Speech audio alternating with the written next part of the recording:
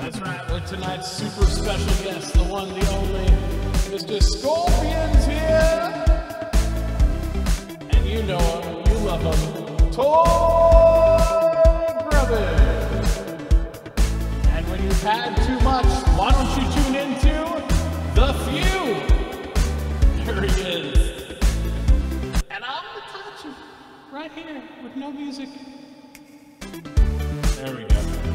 And let's jump right into the SpaceBros Show. I have a stream on and I don't hear it. You don't hear anything? I don't hear anything. Oh, there we go. No. I don't know what's going on with it. What's up, guys? How's it going? We got it. Oh, it's going well. All right. So Cheers. yeah, we had some fun earlier tonight with the guys over from Revival Productions. Oh, yeah. That was some fun with that little game. I think that's going to be a fun little shooter game. Some pew pew pews with the spaceships and stuff, especially if you like Descent. So that is I enjoyed it. Yeah, I thought it was fun. I thought It was fun. I loved blowing you up over and over again, Mitauchi. Yeah, I know you do.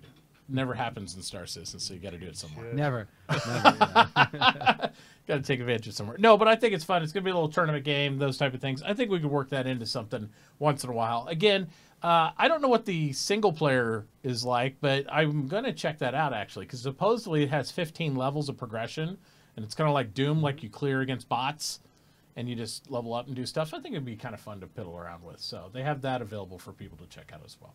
Yeah. All right. So there's lots of stuff to talk about in Star Citizen this week. A lot of more, I'd say, some potential drama stuff going around too. So we'll get into all that. But before we dive into all that, let's talk about what everybody's been doing this week, how everybody's been doing, and what you guys have been into.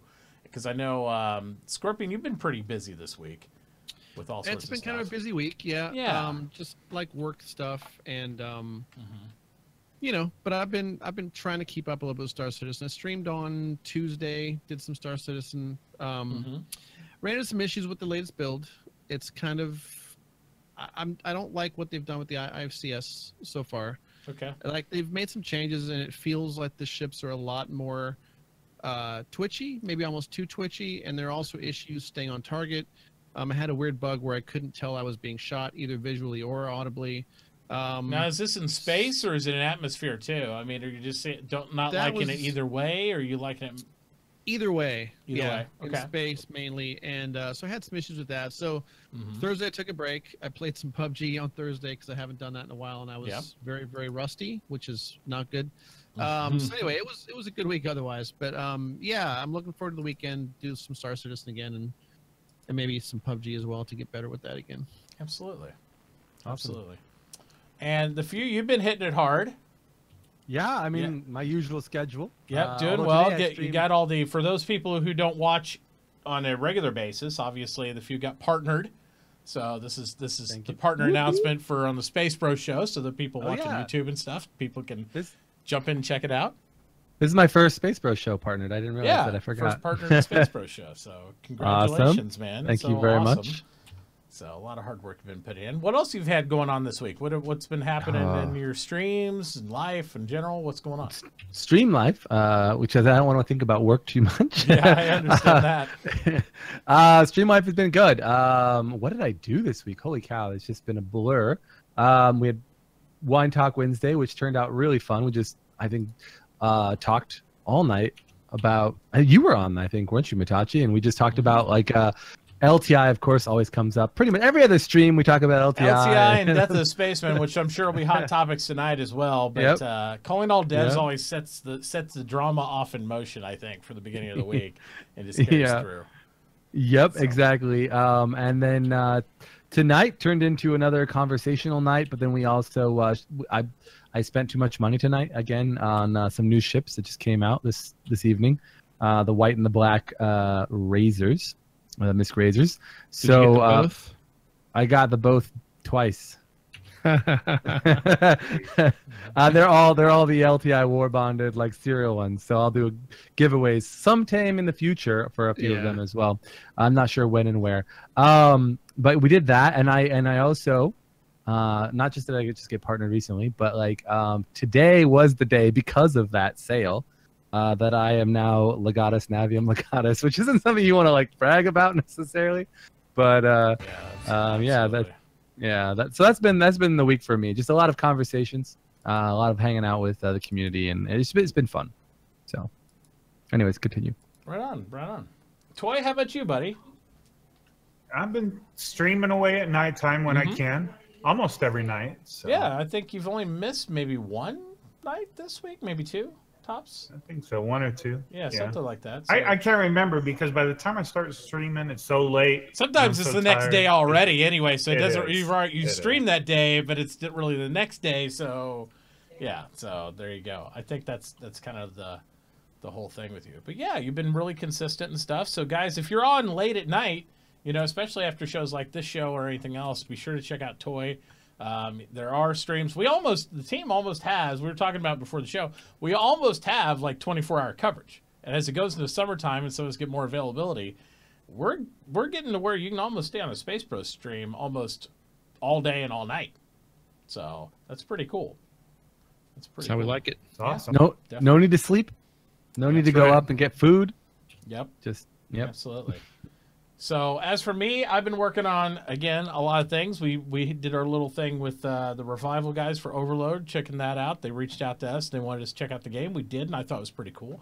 We got a couple other things working with some other businesses. But today was the last day of school for the kids, for regular school. They're done with school. So I'm hoping, at least next week, we'll be able to do we'll be streaming straight through the afternoon again. So we're going to be doing some longer streams next week, try to pick things up a little bit. We're coming up on really close to the Octane giveaway here at the end of the month. So that's hype. Make sure you're getting into that. We'll be announcing our new giveaway for next month, as really it's going to be the road to 3.2. I mean, we're here. It's 3.2 time. This next month, we only got 4 weeks away, right? Oh, man. Pretty much. Hopefully. Yeah. When do we think it's going to go to PTU? Like, when you say hopefully, they're going to have 3.2. What's in it? That's always in question, right? Because they've delivered everything on time. The only thing that absolutely has to be in it, in my opinion, is mining. I would say they've kind of expanded the scope on that a little bit for me. It has to be mining, yes, I agree. But I think they're also going to have some of the party system improvements because they keep talking about it. And I think if they don't have that, that's going to be a huge downer for me. Because you can't tell me, hey, we moved this stuff up for these party system improvements where we're going to be able to share missions. That's huge. Yeah. I mean, those aspects are huge. You can't tease that and then walk it back. And I mean, you can, but you're going to get some backlash on that a little bit. Yeah. And I think the item purchasing kiosks are in, right, for 3.2? The first pass. Yeah. Because they've had the systems in on tier 0. This is their first pass, so I guess I don't know if you call them tier 1 or what, but yeah. It's unclear what we're getting exactly though. I mean, they've showed different things. It's unclear, but like from what they've talked about, like being able to purchase items, put them on your ship and stuff like that, like just from the kiosk, like I think that's for me, as I'm not expecting a lot from that, but I kind of have this sneaking feeling that that's going to be like a hidden thing that I'm really going to like. but not sure like right now, because like I feel like that adds a lot of depth to owning ships that you don't have, being able to upgrade your ship, being able to tweak the weapons and whatnot that it has. Yep. So, yeah. Anyways, absolutely. And also being able to buy more than one freaking medical pen at a time would be really at a nice. time would be nice. Yes.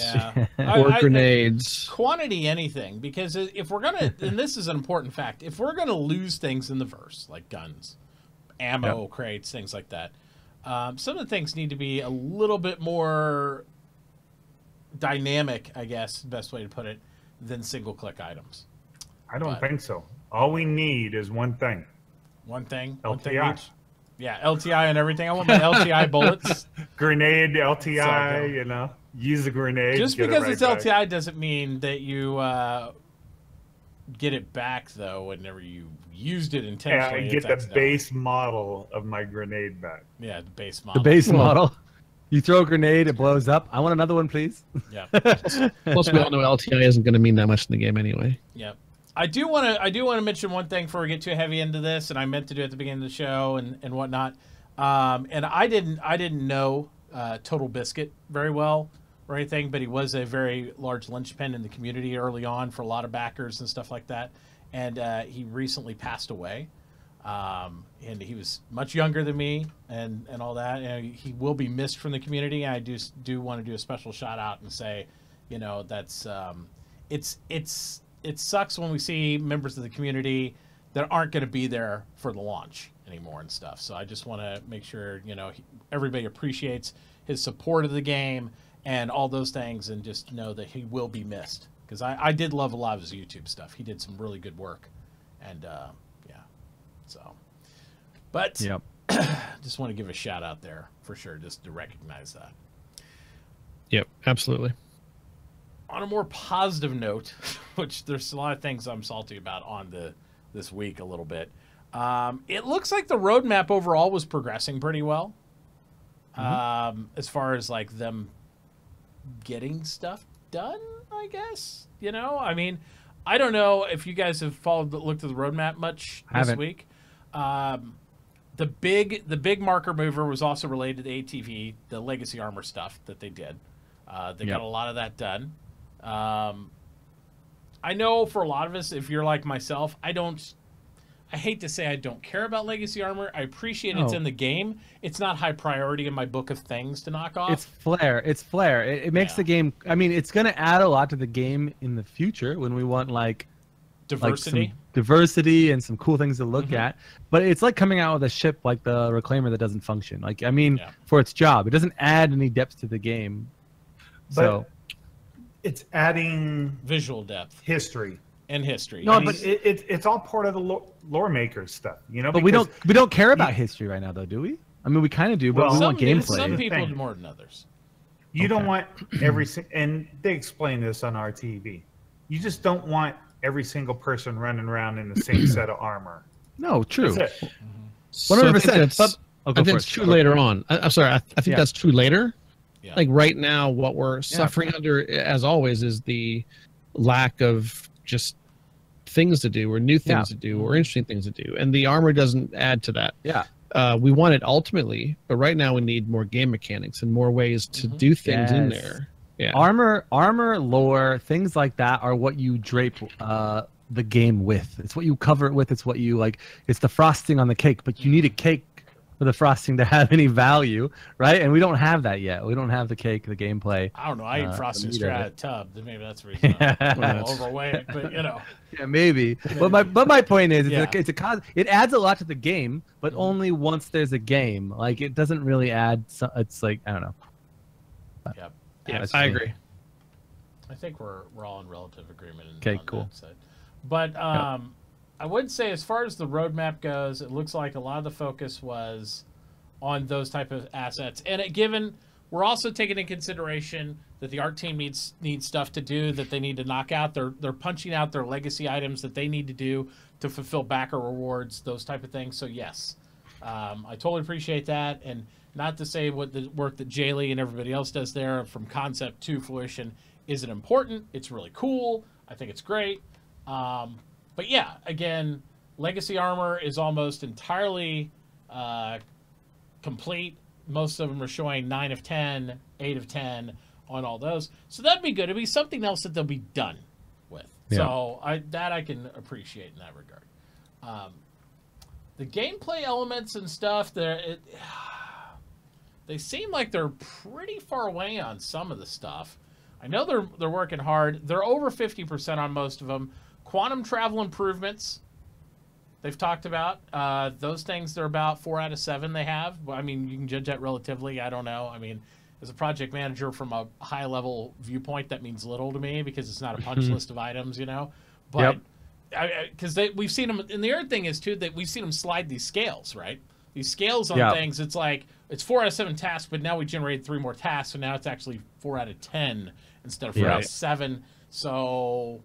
And also the thing that we don't see with these, because they only close a one of those tasks or whatever it is, right, inside of the Epic, once it's done and tested, right? Like so, you might have 5 out of 10 done, right? And it looks like, wow, they're only halfway done, but the other 5 could be 90% complete, right? So they could really be like 90% or more than 90% done. It just looks like they're half done. So it's hard to get a sense from those numbers. Yep.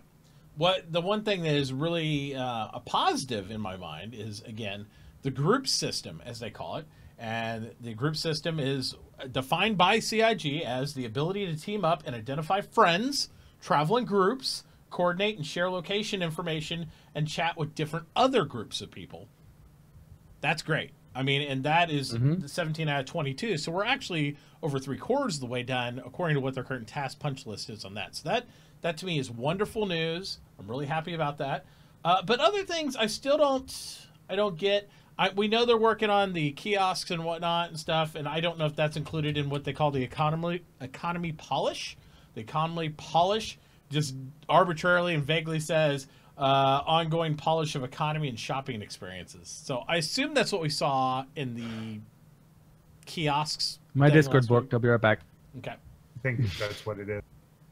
Yeah, I'm pretty with sure. With all the different manufacturers. Yeah, and the different looks on the kiosk to kind of make it look, again, you know, more mixed up and different things like that. But again, I feel like, and I know that they're working on these other systems, I feel like a lot of the focus over the last 2 weeks has been over how things look. Even on the gameplay elements, right? It's like, okay, we're throwing different looks on the kiosk. We're throwing different looks on this. This is how your HUD looks.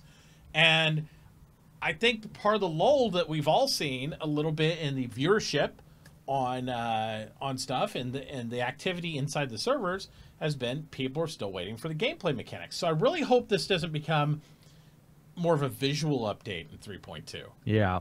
That's my only concern. If they can complete what they have here with the quantum linking, the mining, the group systems, great. But things like economy polish, and then they talk about how the kiosks look a little bit. I'm not really excited. I mean, that's cool, but I'm not really excited about kiosks. I'm like, I don't care if this is from the Casbah versus the, you know, lounge or anything like that. And I think a lot of other people are feeling the same drag, and that's why they're not as excited about being involved in the game as much. I don't know. And let's not forget one of the most important other things in 3.2, which is FPS combat. Yes. AI. Yes. Sorry, Toy, I cut you off. No, it's fine. I was just gonna say, you know what I want to see as far as these kiosks go?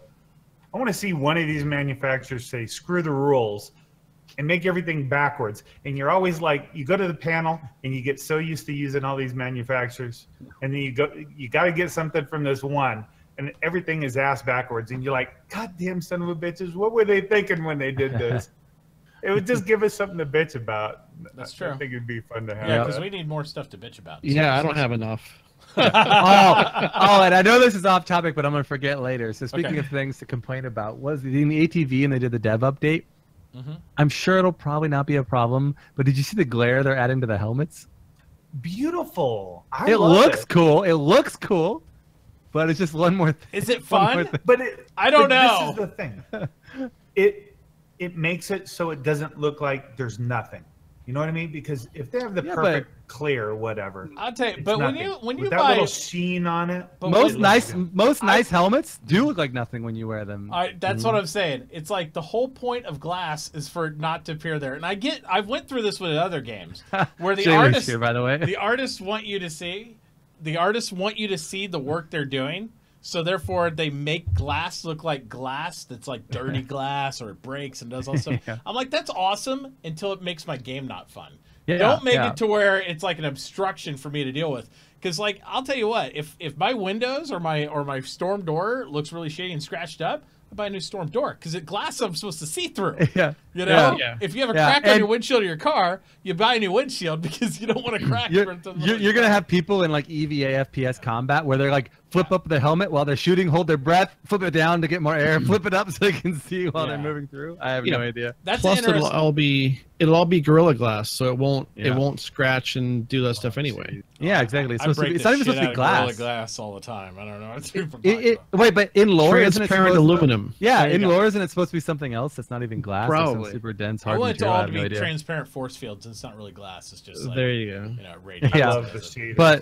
But you guys bitch about them, but I love them. No, they're beautiful. I love them. They're beautiful, but you have to be able to play the game. But I think, and we don't know because we haven't worn the helmets yet, so we don't know how bad it's going to be. But the one thing that is kind of cool about it is maybe it'll give people an excuse to take their helmets off when they're inside because they don't have to worry about the glare. You know what I mean? Like, this is another important aspect I thought would be really cool because we always talk about the differential between wearing the spacesuits and having to take them off for different purposes. Like, give me a reason to take off my suit. Right? I want a reason to take it off. Like, maybe I can't manipulate something as well when I'm fully geared or anything like that. Yeah. What about having military armor for ground warfare and atmosphere? Like, legitimately, you wouldn't need to carry a full EVA oxygenated suit and stuff if you have atmosphere on the ground. Maybe you just want to run like a typical soldier with a helmet and gear and chest plate, and you could run a different armor set for just like ground combat. So maybe you have different options, like there'd be a different type of benefit to that. Like, well, I mean, all of the armor will be the same except for the helmet, right? Maybe it'd be less encumbrance. Maybe it wouldn't have as much mechanics and gear inside of it because it's just to resist, damage, not to because you get all the marine suits have some EVA element, right? Something to propulse you through the air and different things like that. It'd be interesting to have those type of things in there. So, well, I do have one big bitch today, and since he's in channel, I can focus this to Mr. Jay Lee in there. He said something on our TV today that really upset me. Uh-oh. He was talking about the clothing and armors. And he says, it's impossible in this game to keep all the clothing from clipping. I want realism, Jay Lee. I want that perfection. Jay Lee's not responsible for clipping. He's a designer. Well, I bet Jay Lee makes it clipping just to irritate Toy. Yeah, probably. I think he does. I think he goes in there and he's like, you know what's going to get Toy grubbing? If I make this shit clip like crazy. Like, I'm going to make the socks poke through the pants. I'm going to do some annoying shit. I want to get on my speeder bike and have one of my little things fly up in my face like he was doing on RTV today, and I can't see anything, and I'm like, what the? Get it out of my face. I want the scarf, like all the capes need to blow back around and wrap around your face so you crash. I can tell you, like, all I think about every time I get dressed, I look in the mirror nowadays, is I'm like, if I dumped water over my body right now, are the lines I know, right? His analogy is like, it's like every day, this is how I'm going to get dressed from now on. It's like, oh, the lines aren't right on my outfit. I need to go change. So it's just not symmetrically, it's not the way it should be done there. It ends up being a Mitauchi wet t-shirt contest, which nobody wants to watch. Trust me on that. So, that's great. Crazy. All right. So I don't know what happened there, but we went down the tangent. We were talking about armors and stuff, and then Jay Lee came in and it just went all clothing. Thanks, Jay Lee. There you go. All right. So also we talked about those aspects because just in the general about the roadmap. 2.0 items on weapons power allocation, ship component functionality, line upgrades as well as degradation. Still not a fan of this being in the game right now. I just don't. Yeah, I agree. I've said that from the beginning when that vote came up and everybody's like, oh, we need to vote for 2.0 items. I'm like, you see, it's for jamming weapons and like degradation. I I don't think, because everybody's going to be like, hey, now that 2.0 is and we're good, we're like, and this is what CIG will say. No, we just did the degradation, the jamming of weapons. 2.0 is not all the way done. Yeah, exactly. I promise you what they'll say, and everybody will be like, what? The game's buggy. Like, I'm not saying that's a problem. It's the alpha, right? But the game's buggy enough that we don't need to add real code to make it more buggy. Like, they keep saying, like, you got to make it good before you can break it. Like, that's what they say all the time for the, like, lawful versus unlawful gameplay. Like, oh, we're going to make the lawful gameplay before we, like, make ways for you to break the law. Well, you got to make the good version of the game that works before you can make the degradation and the things that make the game, like, guns not work. And I feel like that we're not quite there. I don't know. I don't know. Well, I agree, because we're working on item 2.0 for ship systems and weapons, and the next tab down on that same page, we're polishing remotely operated turrets on vehicles and improvements on manned turrets on vehicles. So the turrets aren't done or in, but we're going to work on making sure they jam up well. Yeah. I'm just like, it's fine. I get it. Hopefully the turret improvements will be there because we really need them. Yeah. I want my multi-crew to be able to do something in there. The group stuff's important. I know, ship persistent improvements. I think they've been doing a great job on ship improvements for persistence. Also, to be honest, I don't think people are going to live long enough for their stuff to degrade. Like, I die, like, too fast. But maybe your ship will. But it blows up. I'll just get a new one. Like, well, but they're working on the time to disable, right? To, like, make it... So your ship might live, and if some of your crew survives the battle, they won't have to repair as much, maybe. Or maybe it'll... I don't know. We'll just see. It's so many questions and so many spinning plates on, like, what happens if, when, how, or whatever. We haven't had that gameplay yet, right? So I don't know how you properly implement anything with weapon degradation when you haven't had the weapons operate to the correct efficiency to have a battle and then say, okay, now how do we F this all up? Yeah. I don't, that's true. It just doesn't make sense to me yet. But I mean, if they do pull it off and it is valuable in some way, it does add extra gameplay mechanics to make the game interesting. But yeah, I think there's a couple things missing before, like, weapon degradation becomes like you can't pick up other people's. Well, you can pick up other people's weapons, but if you kill them and it doesn't fall off their body, like, you can't loot. Well, right? Don't worry, I mean? Their weapon's just as jammed as mine. So I fire the 15 rounds out of his gun, then pick up the next gun, fire his 15 rounds, and right. But my point is, I think weapon degradation becomes interesting when weapon persistence starts to, like, really take effect, which it's not really there yet. So yeah. Anyways. Like Jay Lee always brings up important points. He's sitting there. He says, I mean, we don't halt all staff working on one thing. We just send more staff on the one thing the community wants. So when they're allocating resources, they don't stop that, but they might shift some more assets over to the other side. And that's cool. I totally appreciate that. I think the community is many times stupid on their voting because they don't understand the context of what they're voting for. That's all I'm going to say. I get it. And I submit to, like, hey, you guys do that stuff. But unfortunately, this is what I've seen historically in the community over the past 3 years.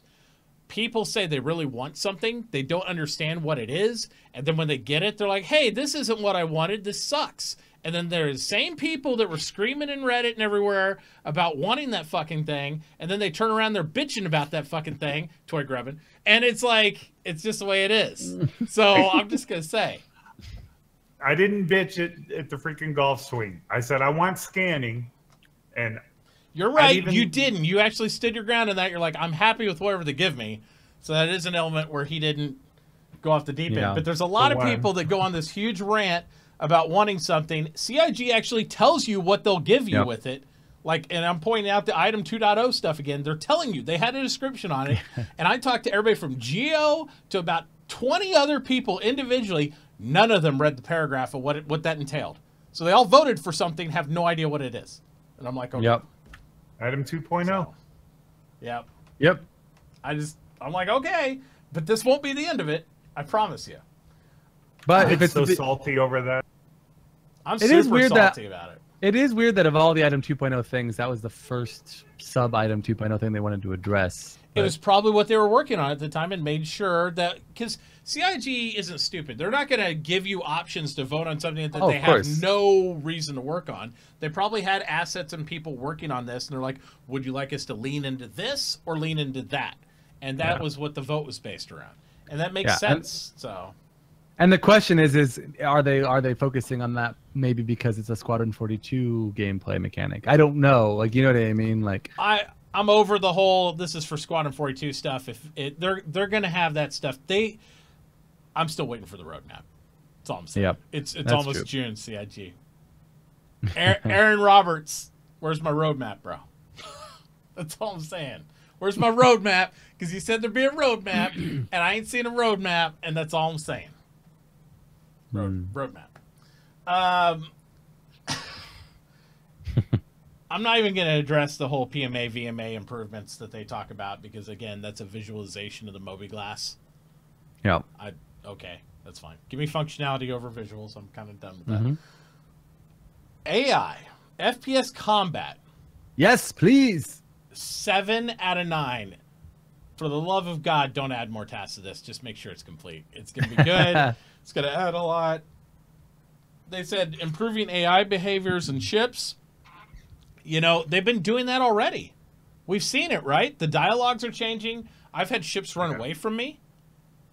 I've had ships choose to reinforce, like they'll bring more ships in. So I see that progress already, so that's fine. Nothing wrong there. Yeah. So let me ask you a quick question. Yeah. So we're gonna have FPS AI kind of working, or the beginning of it working. First tier. So I'm expecting some of this action. So is this gonna be like? Is this going to be like one guy or two guys? Or could be. I still can't have more than like 3 or 4 AI wandering around a space station without the thing tanking, well, right? I think you're also... I would like to see you roaming around like Daymar, maybe like sand people to ambush you, you know? Like almost that sort of stuff. Like 3 or 4, like what we saw in that demo a couple years ago. Something like that. That'd be cool. Yeah, that'd be cool because it's going to add an element to the ground. And it's like you could go out on a mission to like a little area or something, and then you get jumped there. Yeah. Yeah, or if you do those box missions, there's actually somebody there to counter you, even if somebody from the an actual player isn't there. Or you go to do an illegal criminal mission, and then you see some Avengers land. They come into Atmo and they land and they deploy police officers to stop you. That would be cool. That would be cool. Yeah, because that's what they're talking about. Look what I found. Police on hover bikes with like sirens. Wait, that doesn't exist. While you steal your dad's Mustang and drive it off the cliff. Right, yeah. You know.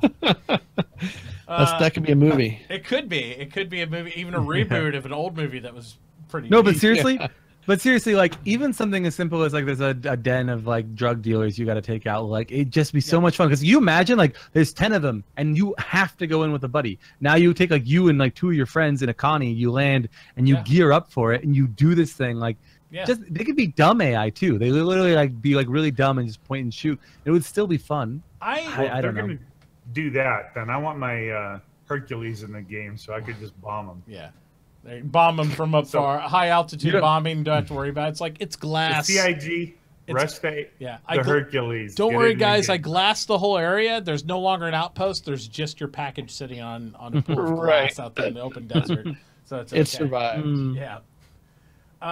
The one thing I was a little bit scratching my head on about the FPS AI is I really thought before we went heavy into that aspect, they were going to do some sort of medical. They were going to have some sort of like medic type thing come in to where you have your pins, you can heal yourself, right? I don't think you can heal a buddy yet.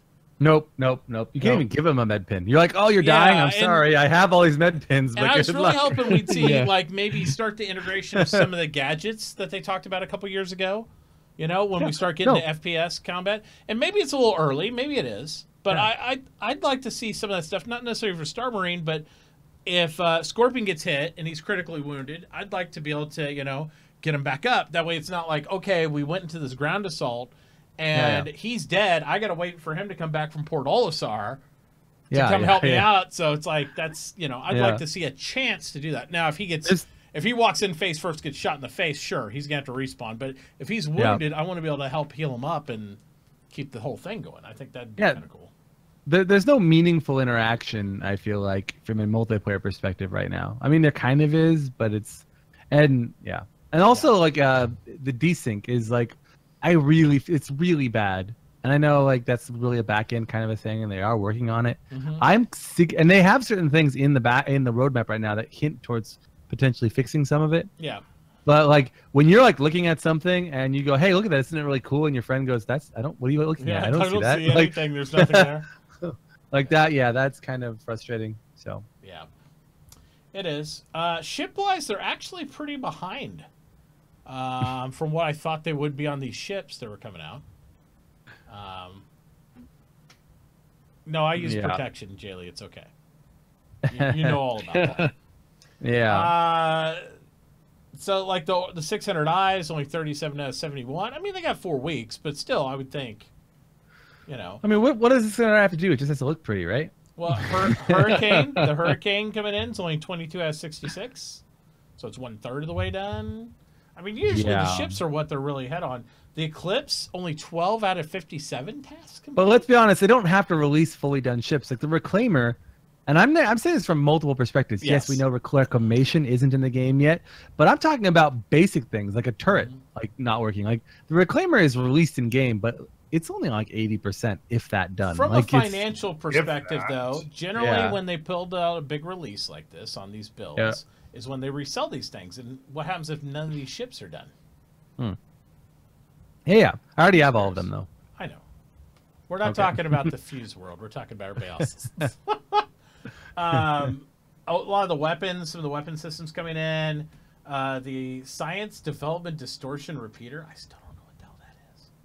It's a distortion cannon.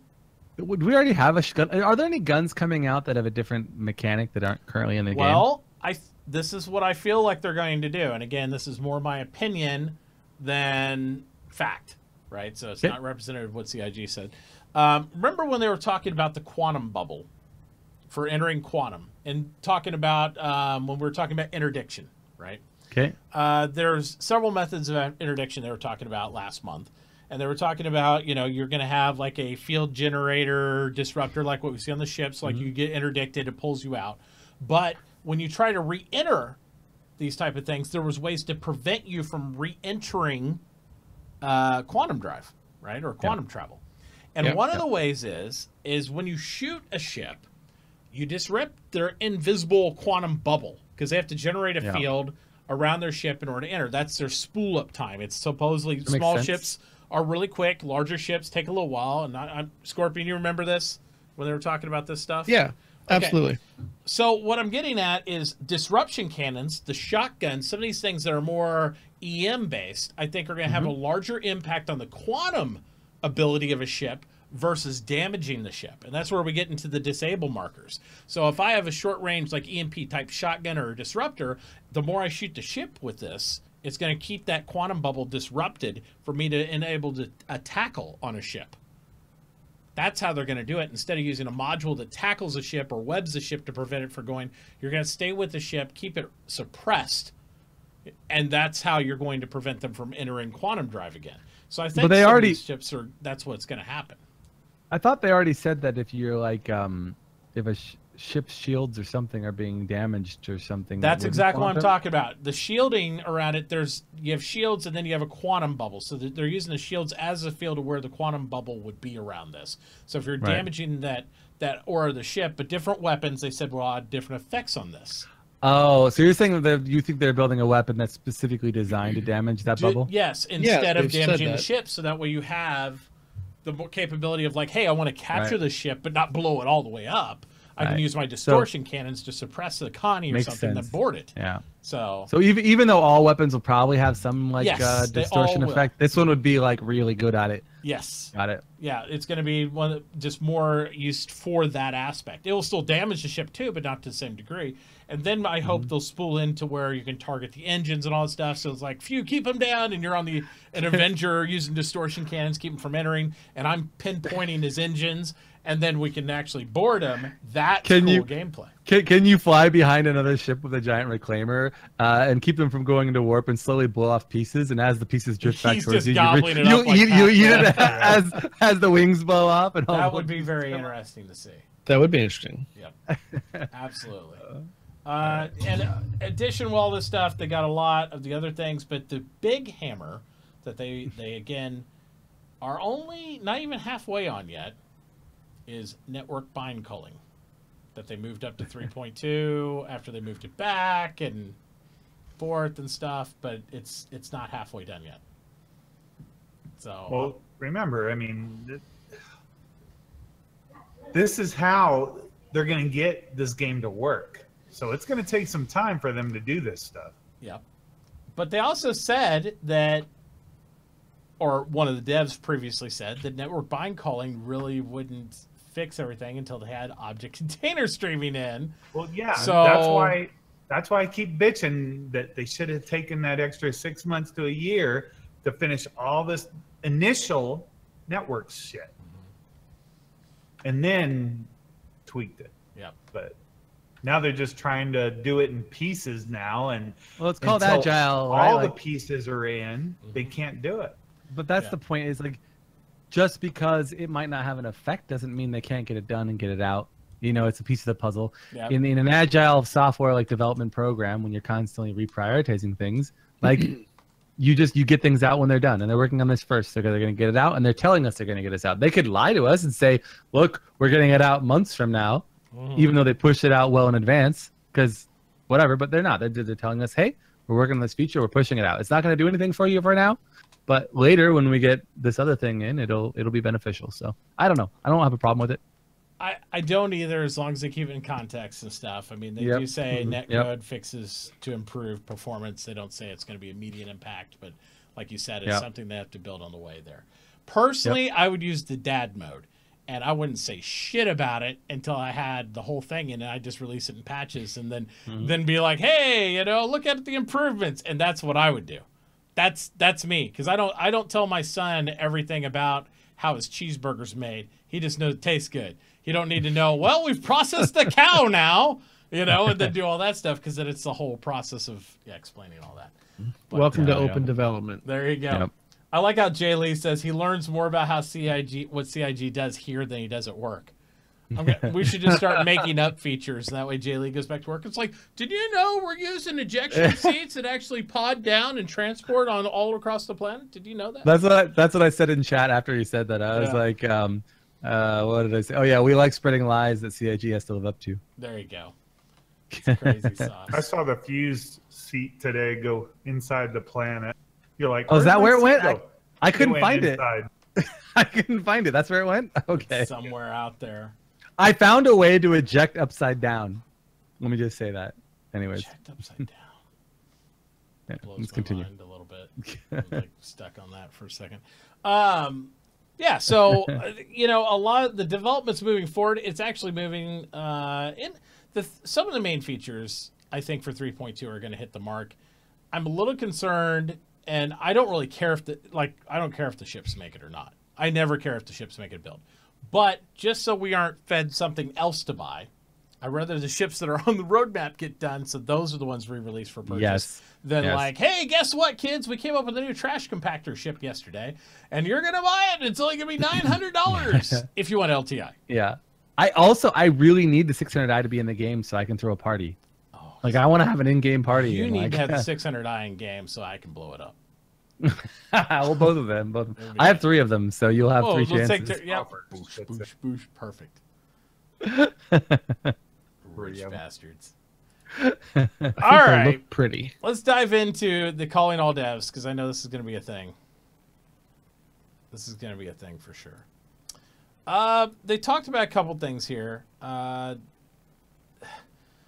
didn't even understand this question. I understand why they answered it. Because A, it was voted up, and B, B, it was it's one of those things, like I always say, Disco and everybody else, they get these questions out there, so when they're answered and people re-ask them, they have the library of them, and they can just say, hey, yeah, it's answered. Here's the link. Yeah, and just like move on. I'm less interested in the look and feel bugs. Like, this is a non-functional issue.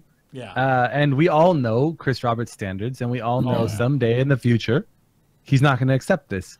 Right. But it's like it doesn't get in the way of me playing the game right now. Personally, I feel like they're really effing good. I mean, what game have you played that has like better like animations of the character entering and exiting? They spent in it for people that are new here or watching the show on YouTube later. how long did they spend on these effing animations? Because they spent a long time. I remember talking about them for 6 months. Like, oh, we're working on more. I'm like, you're working on more animations? A few of them they might have spent working on more animations, trying to get them done. Years ago. I'll go for it.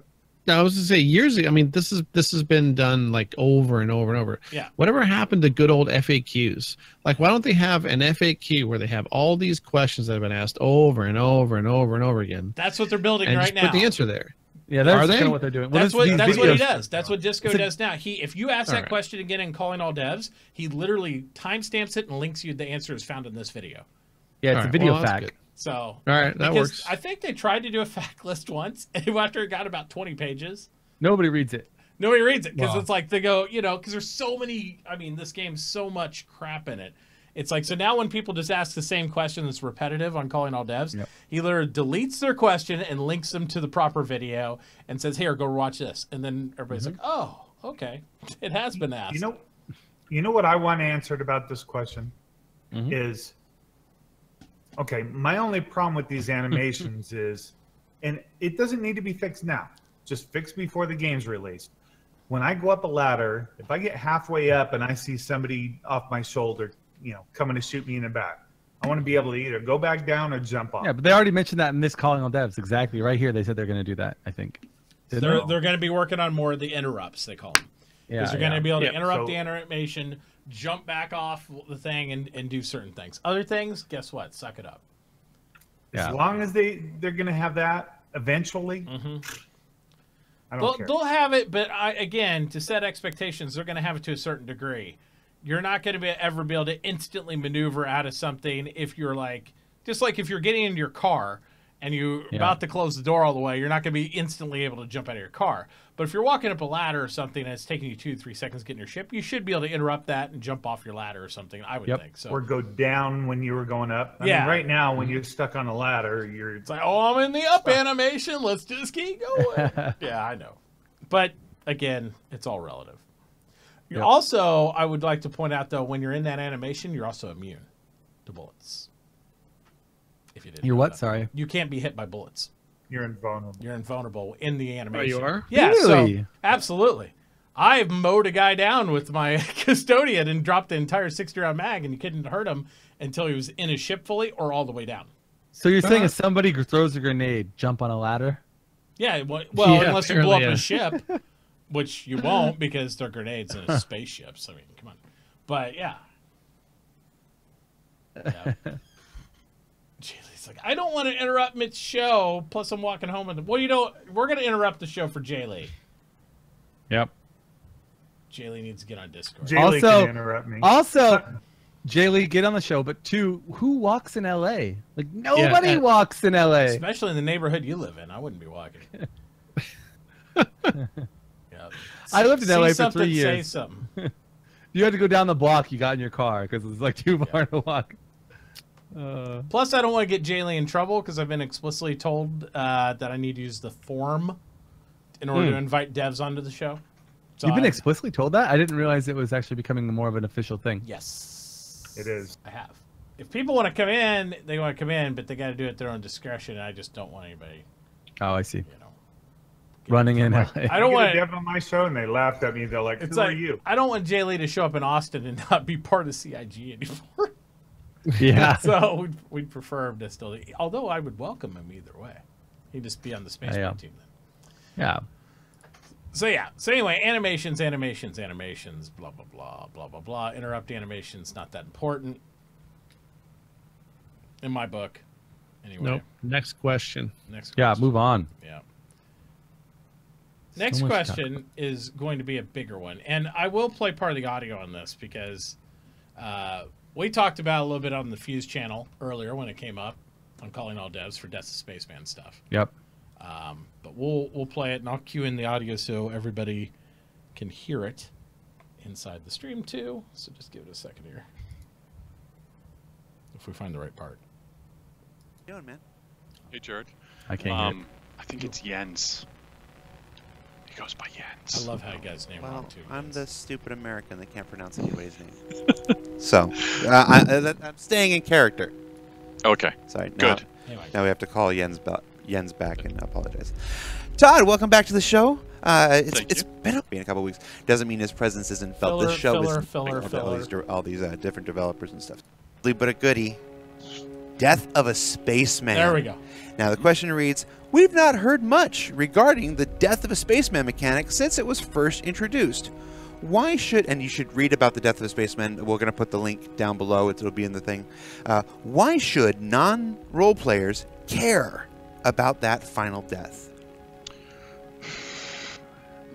I don't know if non-role players will care about that final death. I think non-role players will care about every single death. Just like I think role players will care about every single death, and that's just because of the items that they could be losing at that time. All right, we'll cut it there. So I have a problem with that. I don't have a problem with that, Yeah. but like they've basically, and this is what you and I talked about for a long time, Yes. but that's basically him admitting, or them, and again he said I don't know, which means that things could change and there's nothing firm, Absolutely. right? But that being said, he doesn't think that they'll care about the final death, which means, from a non-RP perspective, which means that there's no economic or what is the reputation impact for dying a final time. That's what he's basically admitting there, which is completely different than what I thought was going to be implemented. Yep. And It is- how many people are going to be like passengers on a ship? You know, like crew members. They're not going to give a shit if they die, right? Because they're not losing anything. What they have on them. Well, you will to a certain degree, and this is why. Okay. Because everybody's going to care about the final death to a certain degree, right? Because of rep hits and all that stuff. Yeah. Well, We don't know if they're getting rep hits, right?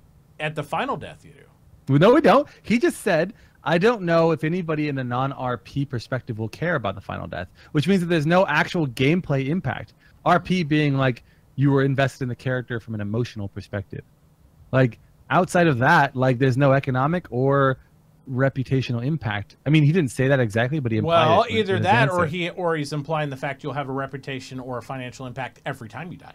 And that's why people who aren't RP do it. Right. So it Yeah, could go that's one way or the possible. other, right? It could be a smaller intramural, like every time you die, you lose a little something. But he didn't even imply that. He actually followed up with the every time you die, you'll care. And then he went on to say, as it pertains to the items that you're carrying, etc., which meant to be more economical. Let's listen Non-role again. players will Let's- care about every yeah. single death. And just like I think role players will care about every single death, and that's just because of the items that they could be losing at that time. Now, if they become attached to the character and the way that that character looks, then I think that will influence more of their feelings towards losing that character. But again, you know, through basically their customizing of the character, I'm sure that they can get him back pretty close to that, looking pretty close to that point. Okay. So basically, what he So, just said there. just as a quick, Well, he just talks about the cosmetics, but I know, but he just said that like the only thing is like the look and feel of the character, and then he did said that you could probably get the character to look almost the same as he did, which means he's basically said there's no such thing as final death, because you're not losing reputation, you're not losing any financial impact. You can basically have the same look and feel of the character after he dies. Like, what's changing? Like the name? You have to like rename the character. Like I know it's long, but let's dive into it more. Let's listen Okay. more. Let's listen more. Okay. quick follow-up for anybody who is not familiar with the Death of a Spaceman mechanic, and I encourage you to read it. We're not going to go through the entire mechanic here. Give me just the nickel version of the Death of a Spaceman. It's permadeath, but the idea is that you pass on your belongings to your next of kin. And with Death of the Spaceman, the idea is that you can die, you know, so many times and basically be revived, but you've lost a lot of your equipment that you took out on that journey. And you can be revived and then you'll be damaged. You know, it'd be similar to like Luke losing a hand or basically Thor losing his eye kind of thing. Spoilers for people.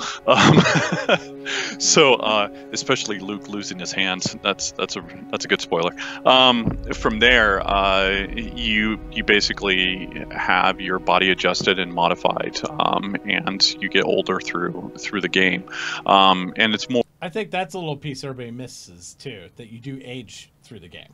Well, he didn't say that exactly. I mean, he said get only through the game, but he said that You do. I don't know if he meant. No, I know, but I don't know if he meant it directly. I think I don't know the Death of Spaceman as well. I did read it a long time ago. But hi. Everybody say hi to Angels real quick. Hi, Angels. Yeah, say hi to all team members that show up for sure. Okay. Anyway, go ahead. Okay. But my point is like he implied basically that you get older as a result of the wear and tear of your experiences, like dying, getting a robot arm. I don't know, and maybe there's other lore out there that I'm not aware of that does say that you get older in age. But when he said you get older when you play, I think he mostly meant that you see the history of your character and the decisions you've made. Not necessarily that, oh, I played the game for 6 months and now I have gray hair, kind of older. I don't think that's what he implied by that. Life flashes before your eyes type of. Yeah. But maybe I'm wrong, but I'm just saying I don't think that was the implication of his statement. I think it was more of the wear and tear of your. I wish we had Jay Lee in here to answer all these for us. Absolutely. All right, let's keep listening because we're going to go heavy into this. Or just looks and I don't think it'll affect your reflexes right yet or anything like that or stamina. But then there'll become a certain point in time where you basically have to create a new character, and your old character dies and passes on, and now you're playing your new character. And it won't have all the scars and be battle worn, old and jaded like we are. They'll be the new young pups. Gotcha. And just to assuage any fears, because this will be the first time many people have heard about that. We've gained a lot of Star Citizens since the Death of a Spaceman article was first published. When you talk about lose items, you're talking about losing the items that you have physically on you at that time. Yeah. The stuff in your bank or in your hangar or whatnot, those bequeathed to your new character. Correct. It is basically about your local inventory and what you take out on. Let's say you die going and exploring a sun. Okay, well, you go explore the sun, or go and explore, let's say a jump point between Pyro and Stanton. Mm-hmm. If you die in there, then you're losing the equipment that you took on that journey, and we'll have to worry about. Is it there for X amount of time? So there, if you revive and you hurry back there, it might be there. That's something that we would still need to work out, but the idea is that you lose that, and so you want to be careful about what you're doing. We want to create that sense of urgency of I want to stay alive. I don't want to lose what I have. Gotcha. All right, and of course, does it take to buy a set of armor? Right here, when in Death of the Spaceman article. It says, reputation and faction alliances pass on to your new characters when you shed your mortal coil. Yeah. It moves on to that, but slightly diminished. Right, and I agree with that, and that's what I've always been expecting. But I feel like Todd didn't read that. I know he understands what it is, but his answer contradicted that original statement. So. Yeah. It also says the slate will be, it says, but no slate will be wiped clean. So it means at the same time, even though you diminish certain things, you can't use death as hey, I have a real negative reputation. I killed off my character so that way I can start fresh. It won't wipe it clean of negative rep too. So that you won't be able to use that as an out. Since history, mortal coil, blah, blah, blah. Where was it at? There was another thing in here. Single player be unique, they'll be placed, be killed, they'll be achieved. It talks about how NPC players will be unique, so if one dies in the verse, they will, a new one will be introduced, but that character's life is dead if it's an NPC that can actually be killed and all that stuff. He won't exist in the verse anymore. So they won't have the same character that you kill over and over and over and over again necessarily. So that'll be interesting to see how they do that, because otherwise when you have a boss fight, it says stuff like, upon the death of a boss NPC, we won't respawn him or her, but there'll be someone that steps in to fill that void. So if it's a pirate crew of people and you kill the Dread Pirate Roberts, the lieutenant or first mate will take that position, and then he'll be the one in lore that does that. And he'll be the Dread Pirate Stevens or something. But so I'm just going to take this answer as maybe an off day for him, or maybe he just didn't communicate as well as he should have, I feel like. But I'm just going to pretend that the original Death of a Spaceman takes precedent over whatever this is said, and that I would say that too, based on what Chris has said. I heard him loud and clear. Yeah, it's just like Conan. You go out, you die, you drop your shit. If you can get back quick enough, you can pick it back up. Well, and for those people that don't want to read the whole article, and looks on the permanent death. But there's no point in having a permanent death then. Like no point. Like just you're right. Don't ever have permadeath anymore. Then if there's no gameplay impact to permadeath, then don't even have it. Slight we don't know the definition of slight diminution of rep and those type of things, right? We don't know what that slight diminishment is. I'm saying if that slight diminishment exists, I'm 100% on board with it. But what I think Toy is saying is he thinks that this new statement by Todd is more takes precedence, and he doesn't think there'll be any diminishment. In which case, I would be upset with that. I'm not saying. What I'm saying is on this permanent death he's talking about, you're going to have to basically recreate your character, right? So you'll have to change your name on the slightly. Permanent death. Yeah. Yes, on the permanent death only. Change your name a little bit, pick some new tattoos, type of thing like that, and you'll probably lose some reputation. Well, he didn't say that. He actually said that you would like only lose like the gear you were out with. But I think that's just on the regular deaths. Yeah. You know, when you're not the. No. No, we don't have to watch this over again necessarily, but he said specifically that I don't think that they're going to care about the final death any more than they would about a regular death in the sense that they lose the gear they went out with. He basically said dying regularly is basically the same as dying on an everyday basis. The only explanation I have for that though that would tie both what Chris says and he says is if they decide to spread that rep hit to every single life. Yeah, but then why even have a permadeath? Why not for cosmetic purposes to make the RPers care? Okay, so it would be purely an RP feature at that point. It would be. So he didn't talk about reputation at all, and I think reputation is the crux of this issue here, right? Yes. Because that would be the one thing that you reasonably would expect to lose, or mostly lose, if you permanently die, right? And then you have to all your stuff, your material possessions, minus some tax, get passed on to your next of kin, and you carry on some small piece of the reputation that your ancestor had, but not a large part of it, right? Now, that was not addressed. I think you're assuming, because it wasn't addressed, that means that it's not important. I think that's the whole piece of the Death of Spaceman mechanic. It is. And so, right, so it wasn't addressed there. To me, that would probably warrant a follow-on question at some point, just to clarify. But I think that's the most important part, right? Because that's what would make final death really matter. Because you've spent a lot of time and effort developing reputation with whatever factions you want to be working with, and then if you finally die, most of that is gone or should be gone. Yeah, and I also think, and he also implied that there's no financial impact. You mentioned some sort of tax score. Right.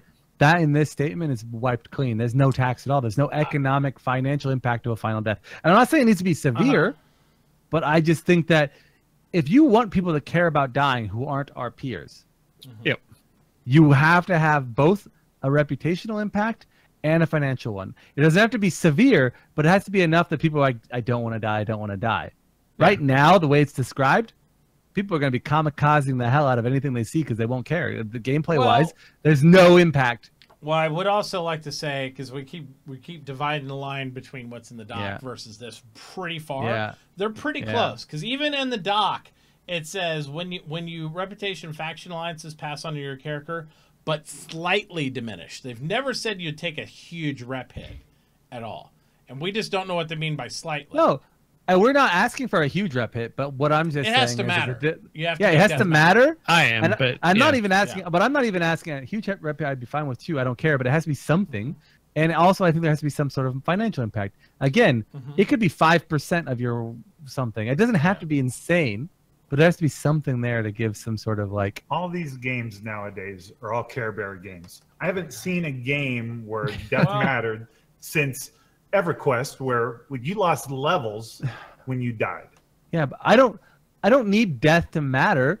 But if they're trying to pretend that it does, we're not gonna care about it as players unless you're like our peers. Even when you read through the overall document, Death Spaceman, this is the part that really separates the thought process. Even when he says slightly diminished there, in the beginning part of the document, or towards the middle section, he talks about comparing the single-player game that gave him an extreme sense of accomplishment in beating was Dark Souls. And everybody knows Dark Souls. Death really mattered because you lost everything in Dark Souls. If you died in Dark Souls, it's like, oh, start over from the beginning. Good luck. So that was hardcore. So I would say it's going to be somewhere between that and like small rep hits. I think you're going to have something. I know. But then why did Todd, who's like really high up at CIG, give us either a BS answer, and he knew he's giving us a BS answer, or he didn't understand what Death of a Spaceman is? It's like, I don't see any other way around this. Either we're going into a Care Bear game where Death of a Spaceman doesn't matter, right? Todd doesn't know the game well enough, which he obviously does because he's like been involved with it forever, or he's lying to us. Like, and I'm not trying to be hostile, but like, I just am trying to understand. Well, what was where we're going with this. Remember the deal with the redacted posting? Yeah. On deal, what was all that about too? Because there's many times that many people in the company say something that may or may not be perceived by the community to communicate something that maybe they look back on and say, yeah, that's not exactly what we want to say. Yeah. And so I'm not saying Todd didn't know what he's talking about. I'm saying maybe he's trying to communicate a softer touch. Yeah. You know what I mean? He's communicate a softer touch to like saying, hey, don't worry, guys. And the same thing Disco did there. If you notice, Disco followed up with, hey, guys, we're just talking about the stuff you have on you, about losing that, because he didn't want a million posts from people saying, I'm going to lose all my shit when I die. You know, those type of things. So.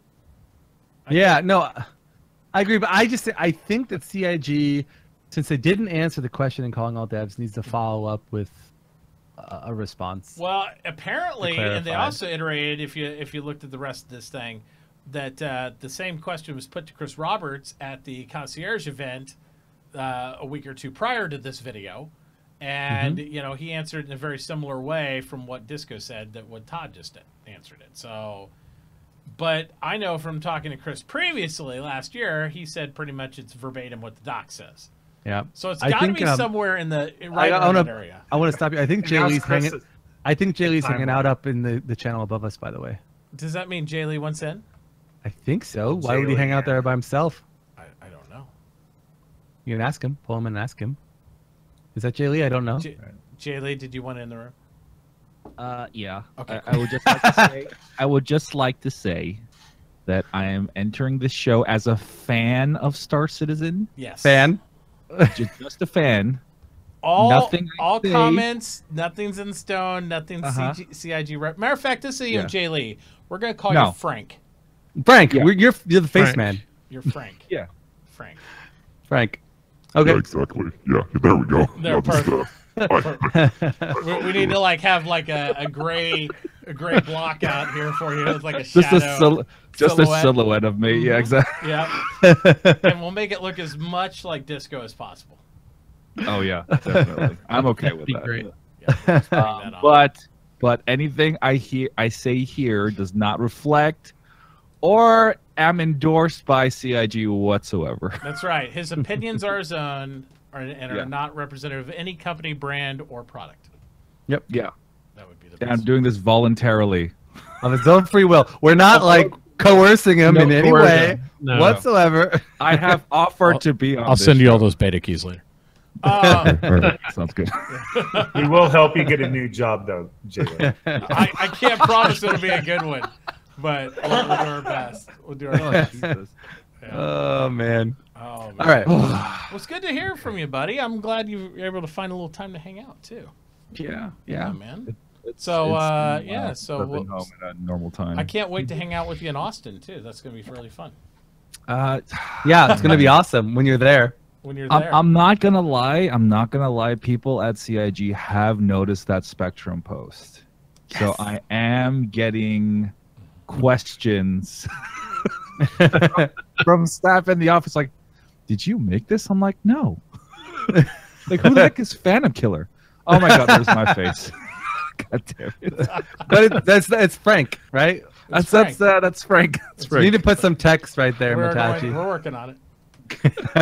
Live on the air. But yeah, I've asked Eric Chiron Davis, Josh Herman, Sean Tracy, Cameron, Jared, everybody I possibly can to be like, yo. Yo, the people need me. The people. I'm telling you, SpaceBros need you down there, buddy. And to be fair, if they're gonna send you on any trip, that's probably the cheapest trip they can send you on. Yeah. I tell you what, no though, kidding. Yeah. Mitt's sleeping on the floor this time. No, I mean, I would really like to go, and I also did say if CIG does not send me out there, then I'd probably just buy a plane ticket and go myself. Yep. Well, we'd put you up. I know Phantom's got a free couch. She already said for you. So. Oh, I heard. Yeah, I know. I've heard. Oh, yeah. Well, anyways, oh man, hashtag triggered for the past 30 to 40 minutes. What? Where to begin? What'd I do wrong? What'd I do wrong? What happened? They're gonna come take your computer away, Mitt. Okay. That'd be an interesting fight to see that happen. Well, the first thing I would like to say is what the Death of the Spaceman thing. Those shows are designed to be very short because it's like while we're working, right? Yeah. So Yeah. we can't sit down for 40 minutes and talk line by line by line, and normally we're in the middle of the day or we're working on. They preempted and said that too. You know, they literally said, we're not going to go through the entire doc line by line. Yeah. But I mean, Jared does kind of give us a heads up a day or two before. Be like, hey, I'm going to give you a call. Just, if you're going to talk about this. But normally it's like, I just got out of another call or I'm working on something. Yep. And then you're kind of put on the spot in front of a camera and you have to explain everything. Yep. So I think Death of the Spaceman, when we do get to fully implement that design, that a lot of those things that are mentioned in the design doc might be changed here and there, but the overall concept probably will not be the same. Will be the same. Oh my God, what am I saying? Frank, what are you saying, Frank? Frank, got it on rewind it, recording. take a picture. Because thing is, what Chris's vision, from what I'm aware of, is that he does want death to actually matter, right? It's not just time when you kill somebody and that person dies permanently. It's not like you get like a 10-minute buffer, right? It's not just that Chris cares about. He wants you to make sure you make calculated actions and also face the consequences for either being lazy or not attentive to certain things. Like he likes the idea of real life consequences quote unquote in the game. Because especially go ahead. I was gonna say, especially I feel like as you climb the tier, you don't want huge consequences for like beginners into a game with like a high steep learning curve. You want forgiveness, right? But as you play the game for a while and you invest, I feel like in order to create a growing sense of like risk to reward, you have to have a growing sense of that risk, right? And I just don't. Anyways, continue. Right. I mean, like I kind of, like I said, this is just me as a fan, not official. But the thing is, I was playing an MMO called Final Fantasy 14, and there's raids, right? And for you to clear the raid, me on average, my team and I probably wiped to the raid boss over the course of 2 months, 4 hours a day, 4 times a week. So that's like 16 hours a week. Please multiply that times 8, right? So the thing is, like, we had to die continuously every 2 minutes or so, right? To get the mechanics, right? But I don't think Star Citizen would be something like that. I think if we were to put a quote-unquote raid in the game, I think that dynamic would be a little different, right? Like you might hire people to be like, hey, you might die. like you know what I mean? So that makes an interesting gameplay among the community to be like, you know what? I'm probably gonna die, so I'll charge more. Like, you see what I'm saying? Like, yeah.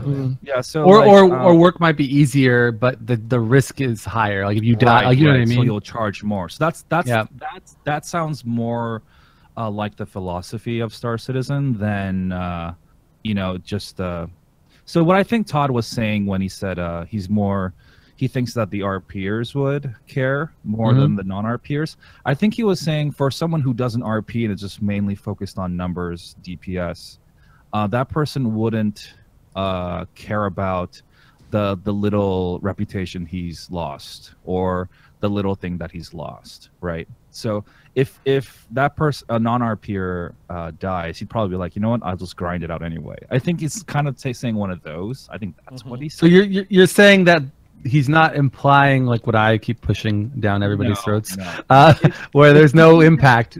But he's saying that did, I'd be very surprised. If he did, I'd be very surprised because these things are very complex. And there's a lot of threads. I just cannot see Chris making it to where there's no impact because he is really hinging a lot of the repercussions of the game hinging on the death of the spaceman. That was his base document, all that stuff. I just can't see Chris going back and saying, no, it's not going to matter. I don't believe that at all. And if there's no impact, it doesn't like there's a lot of things trolls could do that would be like, well, I don't have no impact for my death, so I might as well keep trolling. You know, I don't know. Right.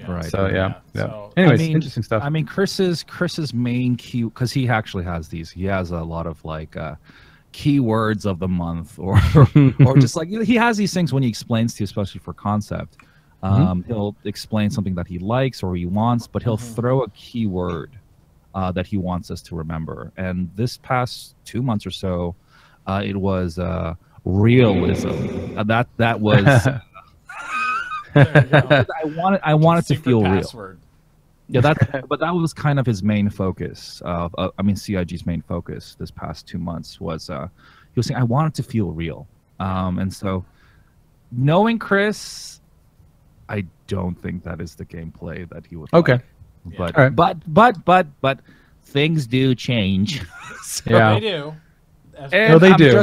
I'm just a fan. All right. I'm just a fan. How do you have all this detailed information about Chris? Spice.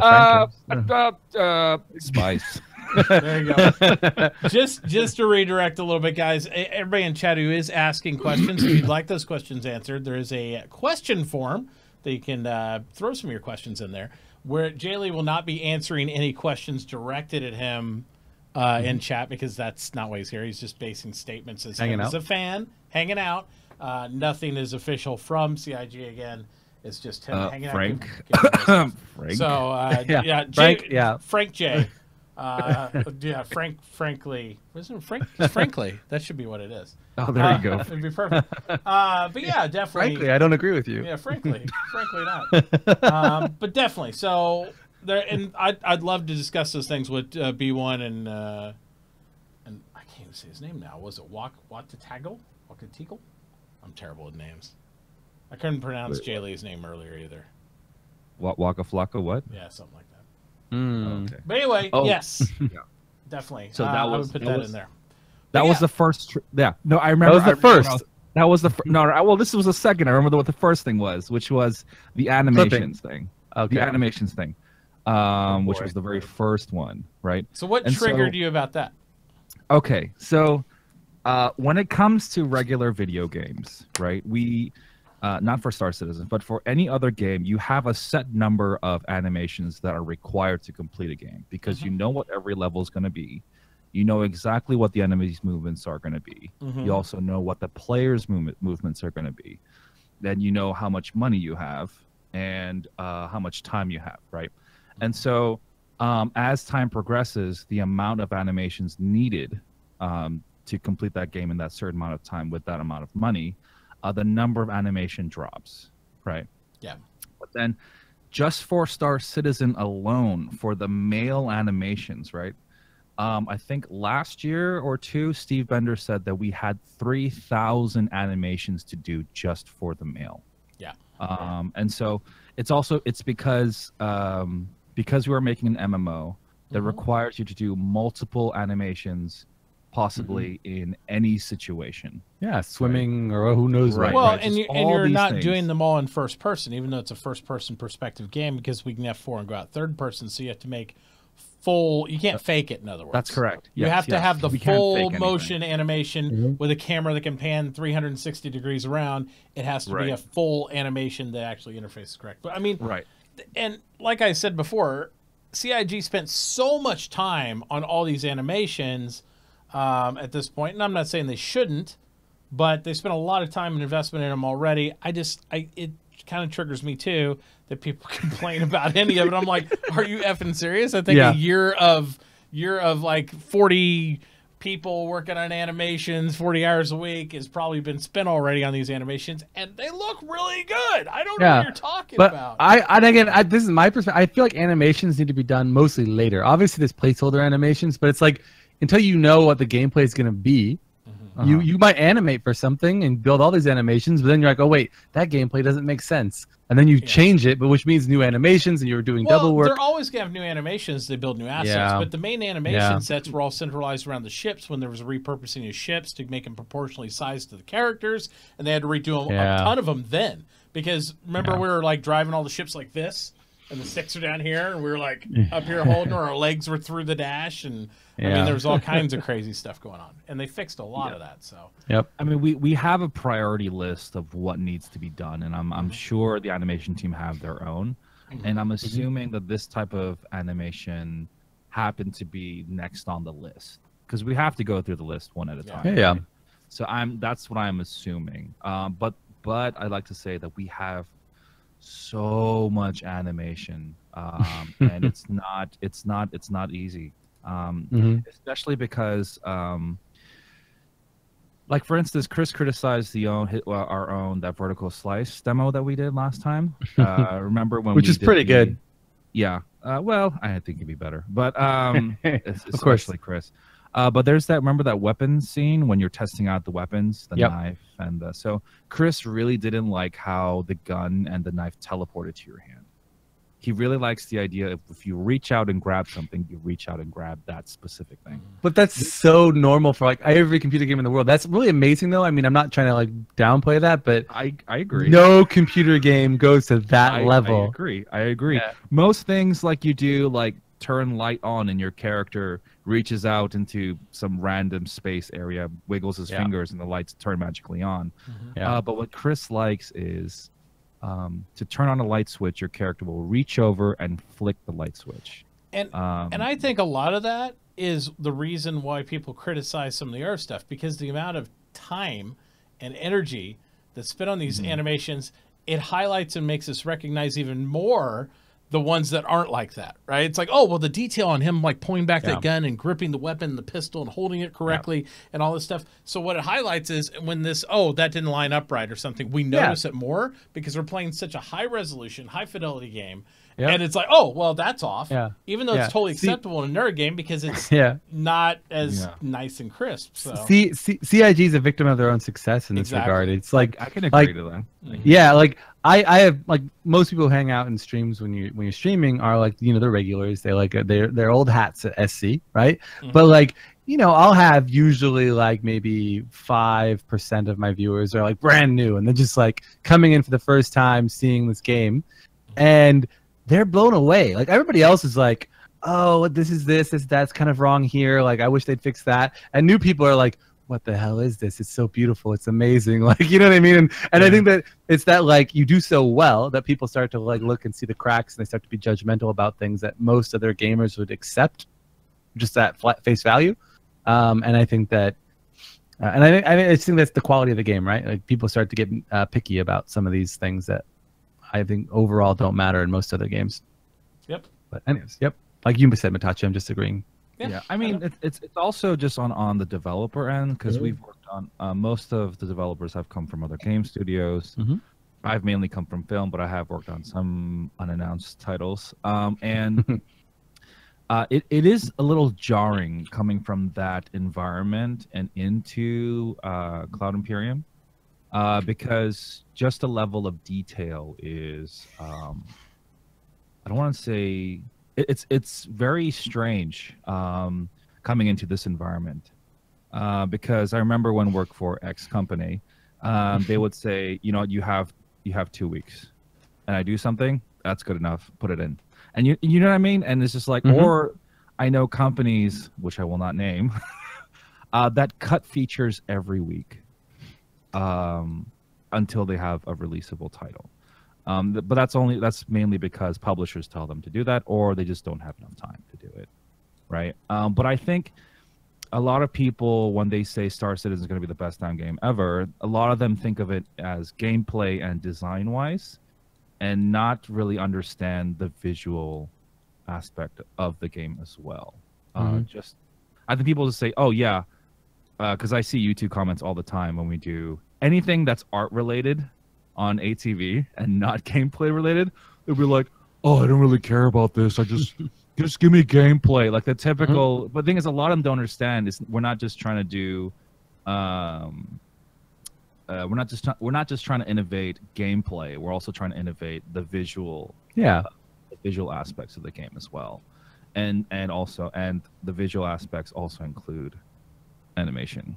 So yeah, and I think that like for me, like I'm kind of one of those people. Like at the end of the day, I care about the whole picture. But I feel like, and I said this I think earlier, I don't know if you're listening, Joey, but I feel like the animations and the character art and like a lot of the art is kind of the dressing on top of gameplay. Although, I mean, one of my favorite things in the game. Fell over when you said that. Yeah. That was I can't believe you. Sorry. Yeah. Okay, that was Scorpion. I can't believe you said that. He was adding sound effects. He's like, "What did you say about my art?" but I mean, that being said, some of my best memories of the game are watching a sunrise on a moon. So it's a visual and not gameplay at all. So I don't know. I mean, maybe I'm a hypocrite in that regard, but it's hard to say. I would also like to point out as they move forward and they continually add these gameplay elements that they're focused on throughout this year. It's going to be one of those things where it's like, ooh, shiny to us, and then 2 weeks later we're going to be like, oh, okay, what's next? Because that's just the way it goes with these elements, because until we have full gameplay loops that we can cycle and do and actually maybe get ship purchasing it at some point, I don't see a reasonable level of progression that's going to keep people entertained continually for weeks at a time, unless you're doing what we do and stream and do those things. You're just not going to see that kind of population game. It's just not going to happen. Yep. So Jay Lee, are you gonna hang out with us for a while? Yeah, sure. All right. What are you drinking, Jay Lee? I mean, I just got home, so. Oh, okay, you don't have to. I'm not trying to encourage you. I don't know what drink I have. It's National Wine Day. Oh, I don't have wine though. Oh, don't worry about it. All right. Jay Lee drinks hard stuff like I do. Yeah. I think I'm like Corona. Yeah. Hey, who? Do you have a spritz over there? It's gonna be good. All right, let's go to the next thing here, because we're still in calling all deaths. It's like the beginning of the week. They went over and they asked Chad. They said, "Will it be?" I say Chad like I know these guys. Will it be possible to select multiple quantum travel points at once to create waypoints? And again, this is a mechanic I think that we all really want, and I think it's going to be really cool. I think it's a little early because we don't even have another solar system to go to. But yes, I think it's relevant, especially when we deal with, like, now we have map points that go around Crusader, right? Because we kind of got to, go into your Moby or go into your UI, jump, look at it again, do this. It would be nice to say, hey, I just want to get there. Yes, I'll choose this route. And you could jump and jump again would be nice. Mm-hmm. What do you guys think about the waypoint system?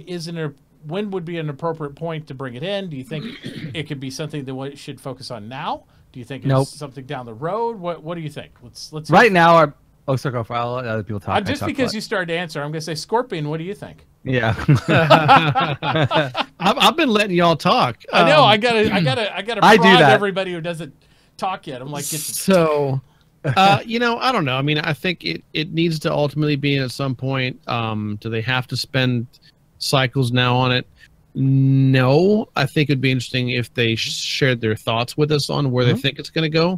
But I don't think it has to be developed right now. I think it would be good enough just to know that at some point down the road, we will in fact be able to create a detailed course the ship is going to follow, and then I'm good, right? Then I'm good. So I say don't spend cycles on it now, but let us know what you're thinking. Yep. And this is like sorry. Go ahead. No, you go ahead. I was gonna say this is basically Google Maps to me, and Google Maps only makes sense when you have a lot of destinations to go to. Right now we have one planetary system, with a maximum of like 2 or 3 jumps per like mission. So it's not like you need to stack up and use Google Maps to figure out your most efficient routes. When they add extra planetary systems or extra star systems, that's when I think this kind of a feature becomes valuable. Yep. Yeah, I mean, plus this goes hand in hand with the whole idea of being able to set your own like nav points or plot your own points in space. So I think that's later on. That's next year sometime. Which is exactly what Chad's answering here. He's saying, yes, they want you to be able to do, definitely want you to have a multi-jump path selected available, make your own waypoints, reroute, because they essentially like what the few is leading to with Google. You want to be able to reroute, oh, something's happening there. I want to be able to reroute my path and do those things. But yeah. Toy, what are your feelings on the pathing and routing and all that stuff? Well, I mean, I feel the same way. As long as we know that they'll get to it eventually, I'm fine with it not being, well, of course it wouldn't be in right now anyways, but just acknowledge that, yes, it's coming. That's plenty enough for me.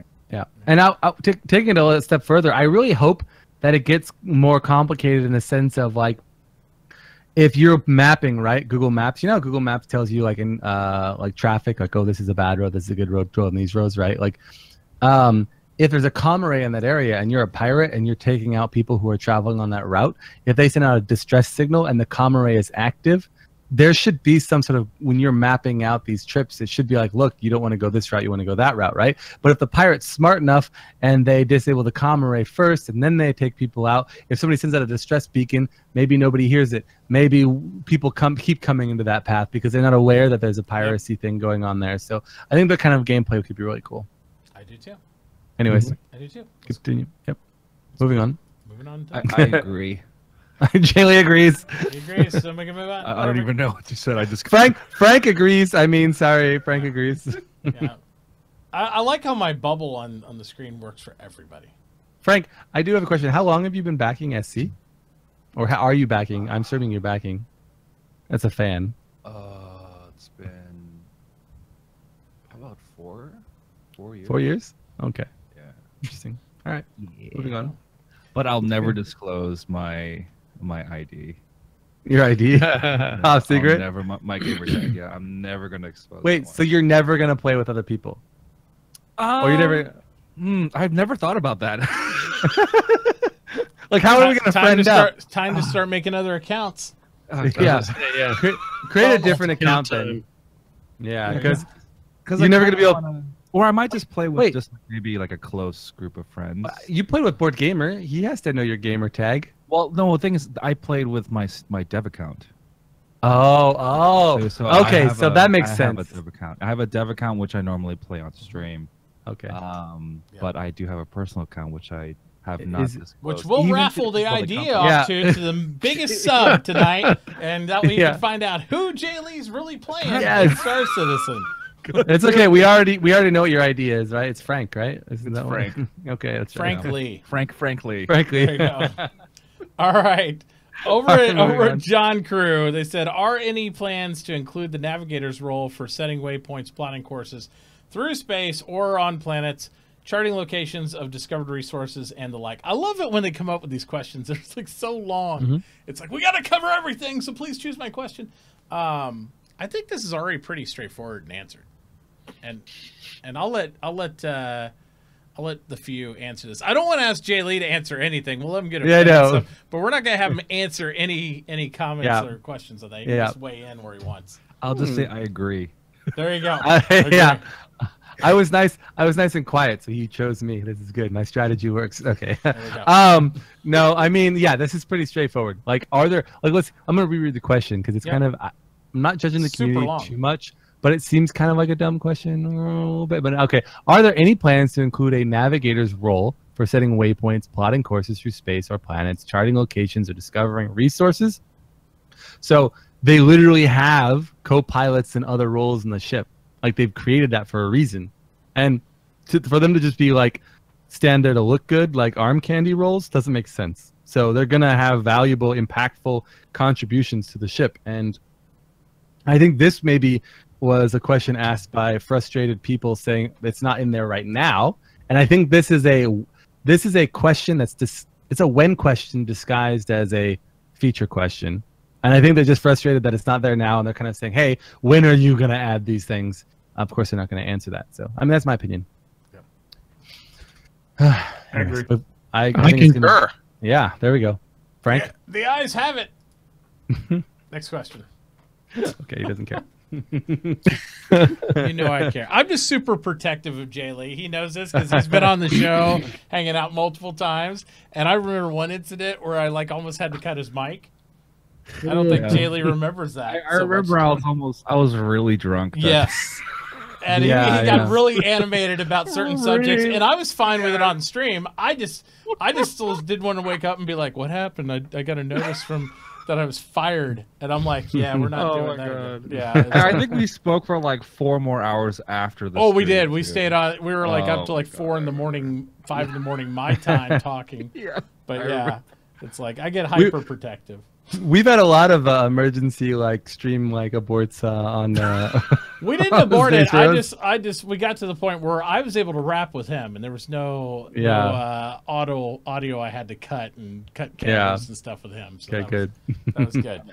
I'll behave. There we go. No, you're fine. We were going pretty good that night before we started the show. It was probably I did crack open a brand new bottle of Jack Daniels, so I'll be okay. Okay. Oh. Well, 45 minutes we're wrapping, so let's get this thing done.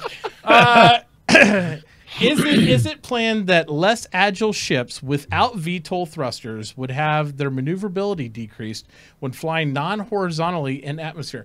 I think the thing is, I feel like people are asking questions just to have them read on the air now. Or they're really, really new. Yeah. Because isn't it leading the horse to water on some of these? Is it planned that there won't be any oxygen in space? No, I think it's twofold. One is they have to be very specific with the answers, because I feel like, no offense, but CIG does dodge questions sometimes, and so they're creating really long questions. These are upvoted by the community, and I've checked. No, I know, but I'm just saying. So they're getting very specific with the questions. I think that I don't understand why they asked not moving horizontally, because a lot of ships aren't aerodynamic anyways. Moving horizontally in atmosphere only helps you if you have wings with lift associated, right? So I don't know, but overall, I think it's an okay question. Yep. But it's already been answered kind of a couple of times, I feel like. I agree. Yep. I agree. I agree. Frank agrees. We have multiple agrees. So do I. Yeah. Okay. Agreed. This is the most agreeable SpaceBroShow ever. Well, but because they're duh questions. I know. Yeah. I know. It's just. I don't agree with that. They're here I always take the positive road on this, and I perceive this guy just started playing, or this guy, you know what I mean, or something like that. Oh yeah. If I take it from that perspective, they're not so stupid. You know, it's No. new to the thing. But when you see some of the people's names who wrote them, and I see they've backed the game for 3.5 years, I'm like, sorry, they're just trolling. Yeah. But some of it also is pretty obvious at this point, right? We know anybody who's tried to fly a Reclaimer or a Starfarer at Daymar knows that unless you are using the very powerful thrusters that you have to point downwards, you're not getting out. So, yes. Yeah, but I can't wait until atmospheric drag. There's no drag in atmosphere. There's no real atmospheric drag in the game. They've talked about this multiple times, right. And they are going to bring in something. It's not going to be obviously real drag calculations, but still, it's going to be really cool. I think it's going to be it's going to add a lot of gameplay from flight mechanic perspective that's not there yet. So I'm excited about that. Agreed. Plus, none of the VTOL engines do anything yet. Yeah, exactly. And vehicles that would generate some type of aerodynamic lift currently don't. So we can't see that either. So that's also, true. I think that ships like vehicles with wings, like the Saber, for example.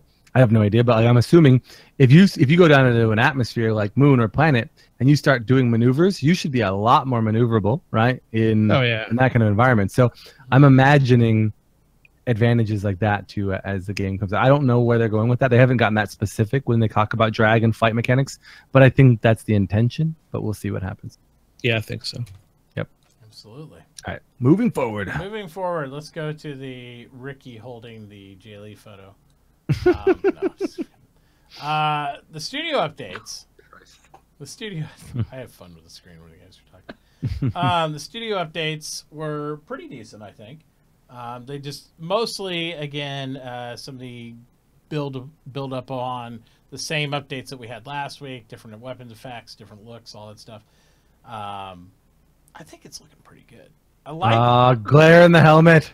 I know, but I specifically the part I'm liking is I'm liking the improvement on the AI interactability. Like if this actually works like what we're seeing with some of the dialogues and stuff, I like that because we've seen them be too stone-faced for so long. I agree with the problem. The problem with again is a victim of your own success problem here. I feel like yes, this animation that they do with this character is amazing. I feel like it adds a lot of. I can feel the personality of the NPC. Yep. However, one time through, it's amazing. But that character better have a lot of other things to say, because if I go up to him like 5 times and he's like repeating that over and over again, it breaks that. You know what I mean? It's like your brain can put up with repetitiveness. That's what wildlines are for. No, I know, but my point is your brain can put up with repetitiveness in games when it's not high fidelity. But the higher fidelity you get and the more realistic those interactions become, the more glaring those repetitive nature like that thing becomes. Even though they might have wild so lines, do they have wild animations? Yeah.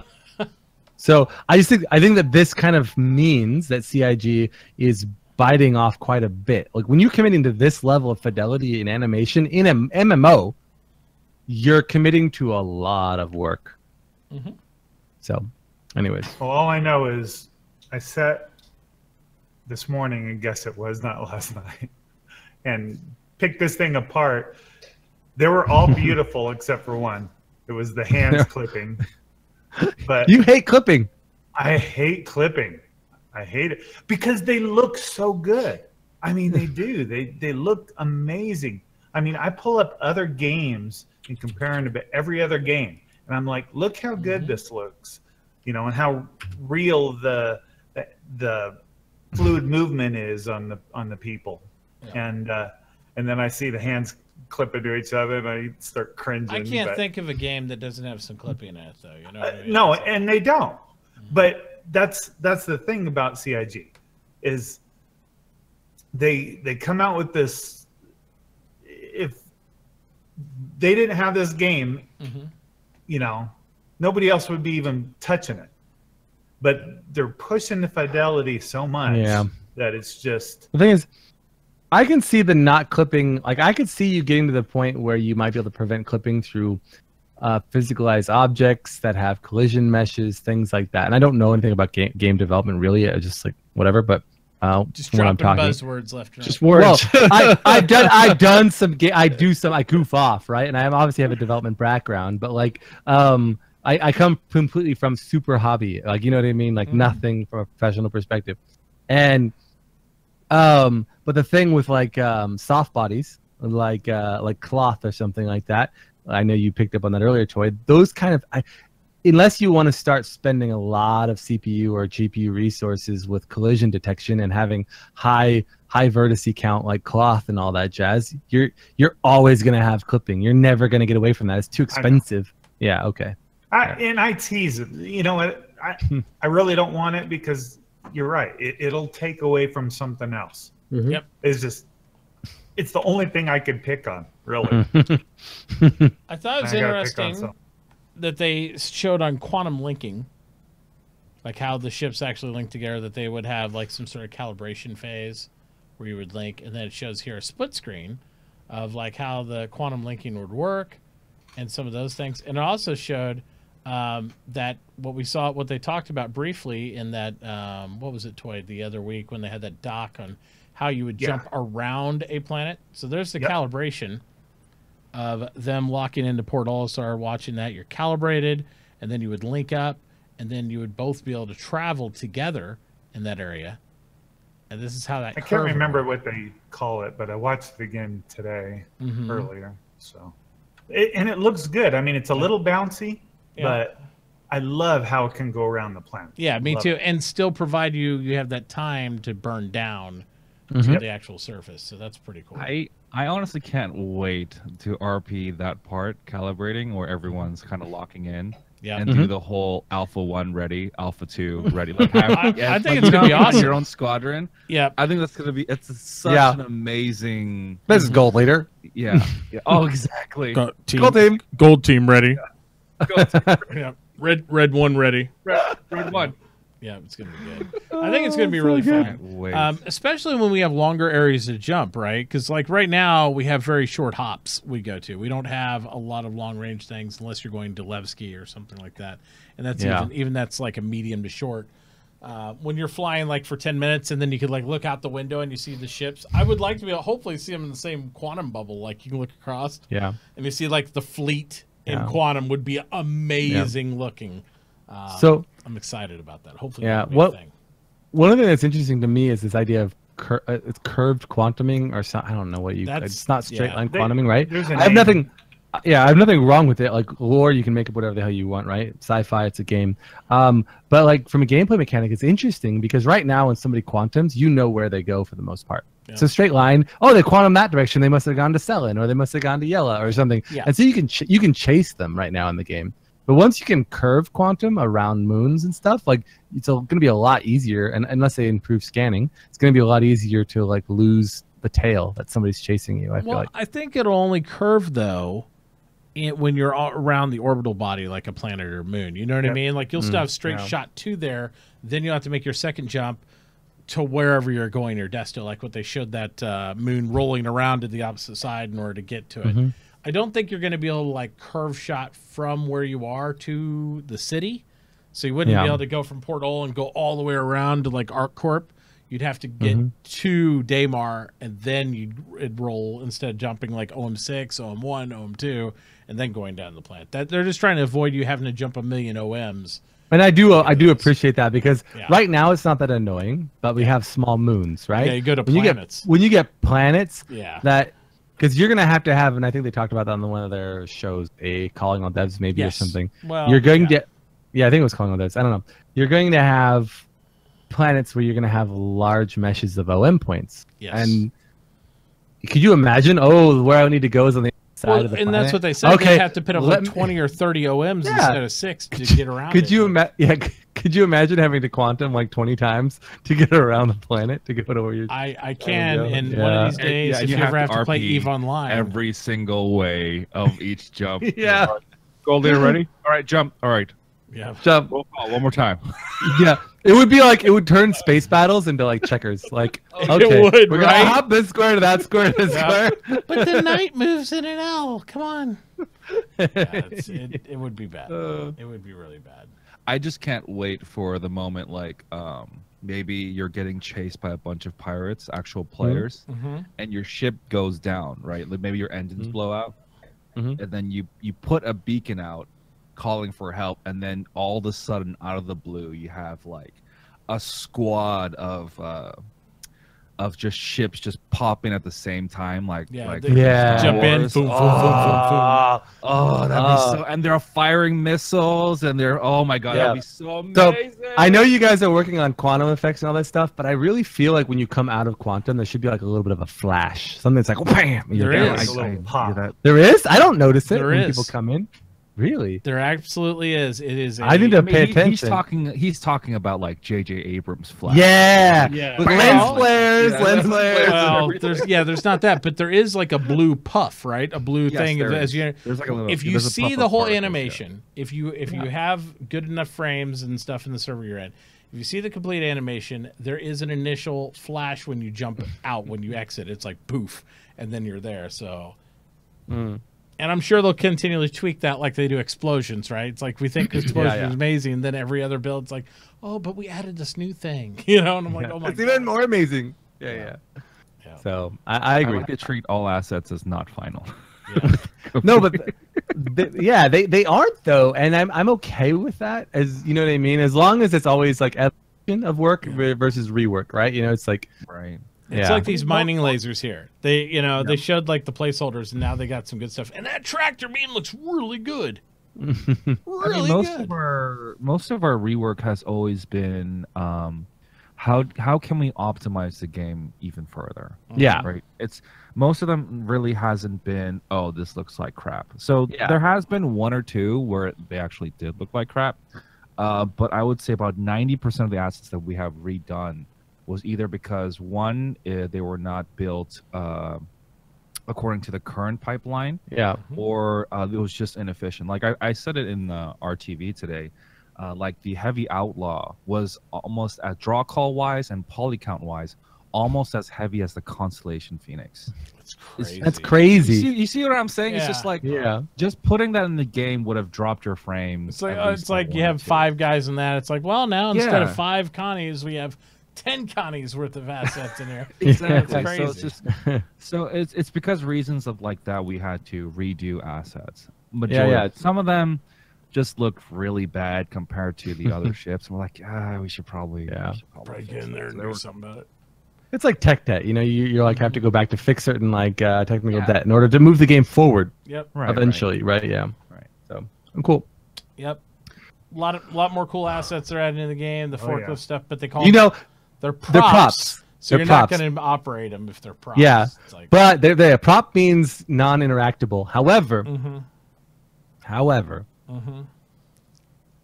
I really think it's worth increasing scope just a little bit. And I think most of the community would agree that we need drivable forklifts. Absolutely. I will say, if you look at the forklifts that they have in here, it looks like they have remote antennas, just like the ones we see in factory floors that are robots. They aren't true forklifts that you ride. I think you're going to call things, and these are going to be automated, scooting around the floor, doing the whole Star Wars little droid thing where it's like doing the stuff. And see, Martin Max is the reason why I am hesitant, because I don't know if we can trust the community with forklifts. my personal thoughts. Yeah, I just hope that we see those loading our ships. Yeah. Like not the whole thing, but like we order stuff and we finally make it to our ship. And we see the forklifts loading like the last container or two onto the ship. Fine with that. Like just have the forklifts automated moving the assets back and forth. You know, you got so much time for your ships loaded. I think that looks great. Just for immersion, you know, a little more immersion. I think they're. I have to say, I think the team's going a little crazy on the glass. I think it looks cool, but the glass is going a little bit crazy. You think they're not going crazy. What it is they have this shader technology. Yeah. And they're just showing you stuff it can do. They're not sitting there spending tons and tons of hours making all this stuff. I mean, it takes them I'm sure very it's little time to make it because of this shader tech that they're using. Thank you, Toy. That's exactly what I was going to say. Actually. I mean, it's still hours. It might not be days or months. Well, it depends whether they made the shader themselves or not.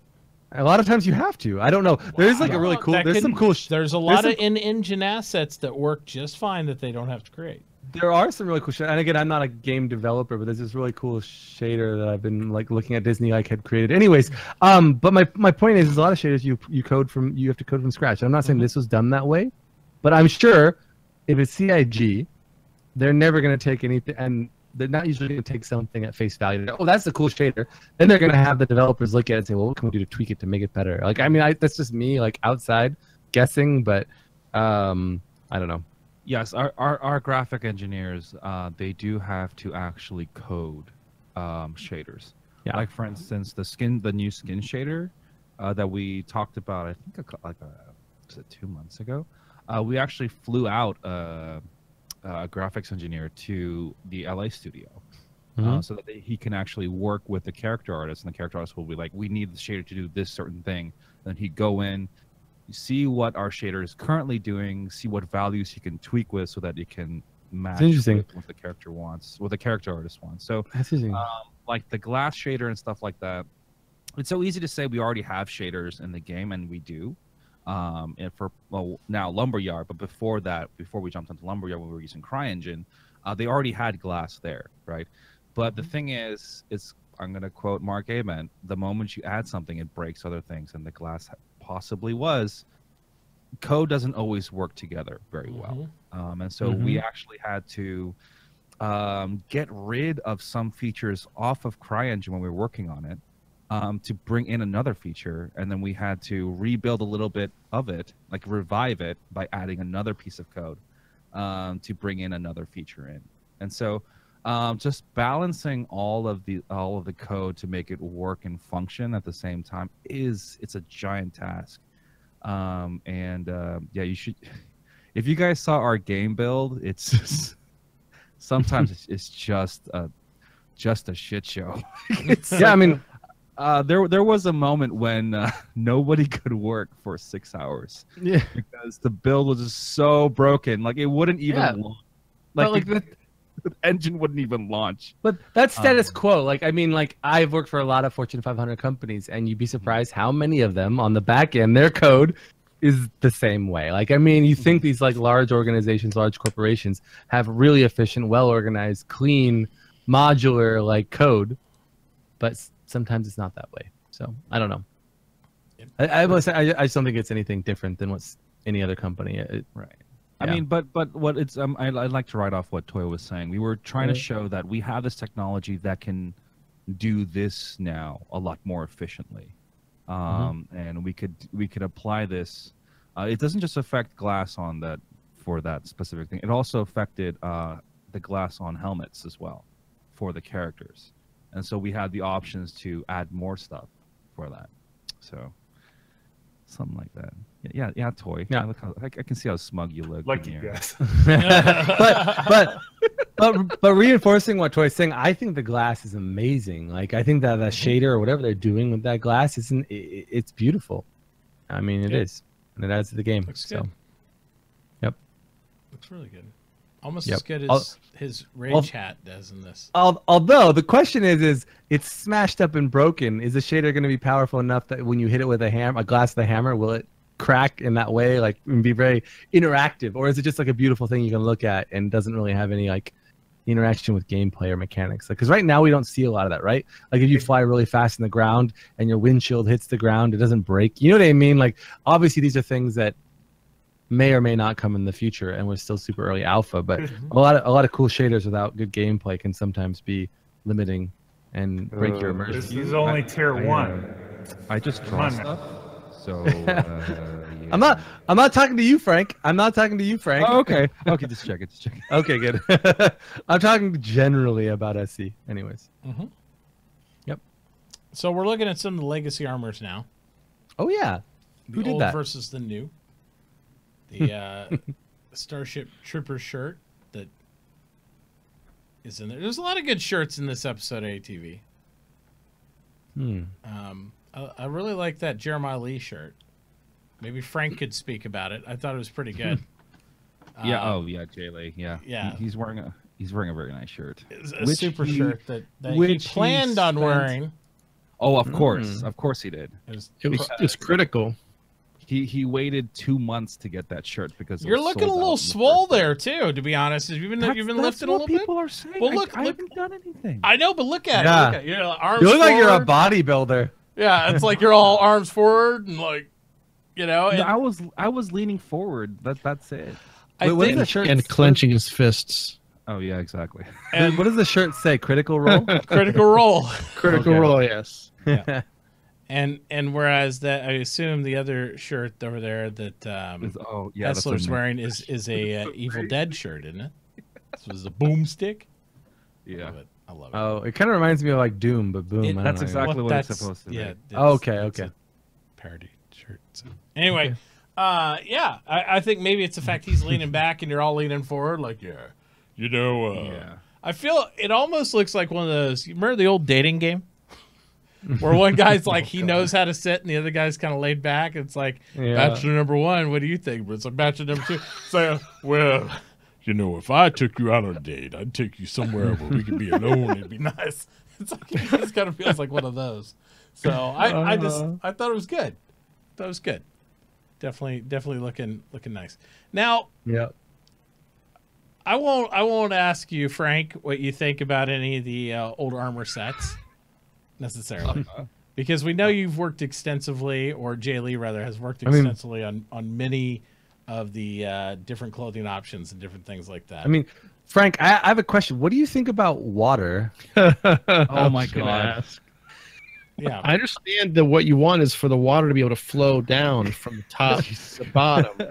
Screw you, Scorpion. Cut them. Yeah. I now have a new dress mechanic. When I dress every day, whether it's wearing any type of clothing, I just gingerly pour water down on my body, and so I can make sure that it flows correctly, and I'm very symmetrical across all my curves and ridges. Yeah. So, just saying. No, as I said it, I was like, you know what? I sound pretty freaking smart. You know what? Like artistic. And I actually, there was a YouTube comment that I actually printed out because it was amazing. And then I realized I made probably one of the biggest mistake of my life. Yeah. I'll bet that actually meant a lot to other people who actually are in the business, and it probably helped them out. The truth is, there's some art student out there that you just helped out immensely. Yeah.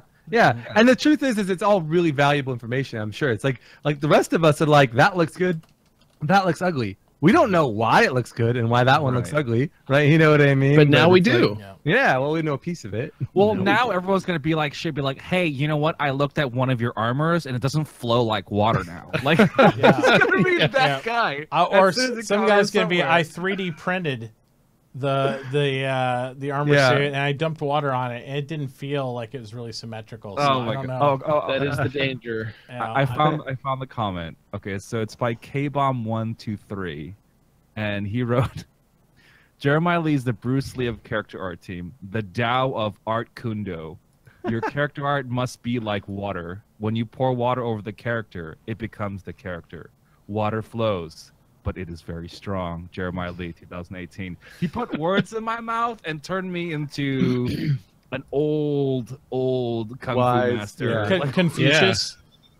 Yeah, that's pretty cool. I was like, that's where we're going with it. I actually printed it out and actually stapled it on my artboard this morning because it's so funny. Well, I was going to ask you, so like, I'm looking for an actual multi-step procedure, and I was wondering, does it look a little bit like this? Is this how you test out the products? Like in the morning, you like have a full.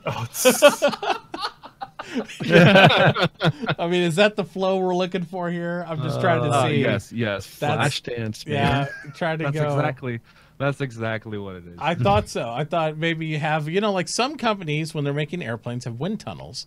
I was like, you probably have like a water jet tunnel, like where you guys actually test out the armors and stuff. Yeah, that's what I was kind of thinking. I was like, that'd be good. There's no water in space though. Well, I was opting for another cameo. I like this one. Like ice, right? Is there a bullet flow where bullet flows? Because this is what happens in Star Marine, where the bullets just fly around you, and they don't actually hurt you at all. So it's just kind of like a raining of bullets across the body. That's kind of the way I feel about it. But yeah, I think that's good. I think you're jaded there, Mitauchi. I am jaded there because every time you jump, the bullets don't hurt anybody. Bunny hoppers. I'm looking at you. Bunny hoppers. Oh, but yeah, I think it's good. I think the water flow's good. I think love it. Yeah, I think Jaylee's got the proper positioning there. I like when you engage the camera too. Look at this look. This is perfect. And Jaylee, this is not directed at you at all, so please don't answer. But Mitauchi, like other people in SpaceBros, like, do we feel like the legacy armor will be valuable beyond like aesthetics? Like, is it because it's older? Like, is it going to be good armor? Like, would you wear it if you were a number cruncher? Well, would you wear it if you were a number cruncher? I will say this: if it has the right stats, absolutely. They said in our TV that each set would be good for its specific purpose. So it will be good for something. I like the lighter armor. It's got the hose on the outside. Wait, who said that? I forgot who said that line. I don't remember, but it was on today's show. No, I'm sure you can remember. Was it a credible source? One might say a critical source. Critical source. But if that critical source was an artist, so do they know like the game functionality side of things, or do they get all their information about gaming functionality and all that jazz from SpaceBros shows? Like, well, that critical artist has a role in the company. Oh, okay. To know basic mechanics of the game. Just look at this engagement. Look at this level of engagement here. Oh man, it's perfect. Okay. He's like making direct eye contact with the camera, and he's got that like, "Hey, you know what I'm talking about. You know, I know what I'm saying here, right?" Okay, let me explain the context. So Shane and I were our interview was actually 40 minutes long. Yeah. So there is actually probably 38 minutes of content that you guys have not seen. Does that content exist anywhere? Still, I'm sure in JJ's hard drive somewhere. Okay. Can we do a before and after shot here real quick? Because look at this. It's the haircut. It's the haircut. I don't know. I think Jaylee's definitely looking swole compared to the other photos. He's like, yeah. What's up? It's like, there's the innocent Jaylee coming in, like, hey guys, what's up? I don't know. I don't know anything about what's going on here. I'm just here to make some cool pictures. And now the confident Jaylee, oh yeah, I own this bitch. This is how this rocks. If it's characters, okay, I've been at this company for like more than 3 years now, and characters, I know this shit, right? All right, but let's okay. The original picture that I always use for you. What was that made? How old is that? Because it's old. That's day one. That's day one, right? Is that like your employee badge photo, like from the first day? Which one? The one that you're showing on screen right now? Yeah. The little one. So that one, we had a company photo day, where. For our emails, so I've had it forever, so I know it's old. Yeah, it's pretty. I think I did that like almost a year ago. Okay, year and a half ago. But because we had us being game developers and just children in general, our profile pictures were just disgusting. That's not our emails, and we'd send emails to Chris, and one of them will be like a cat person, another one will be.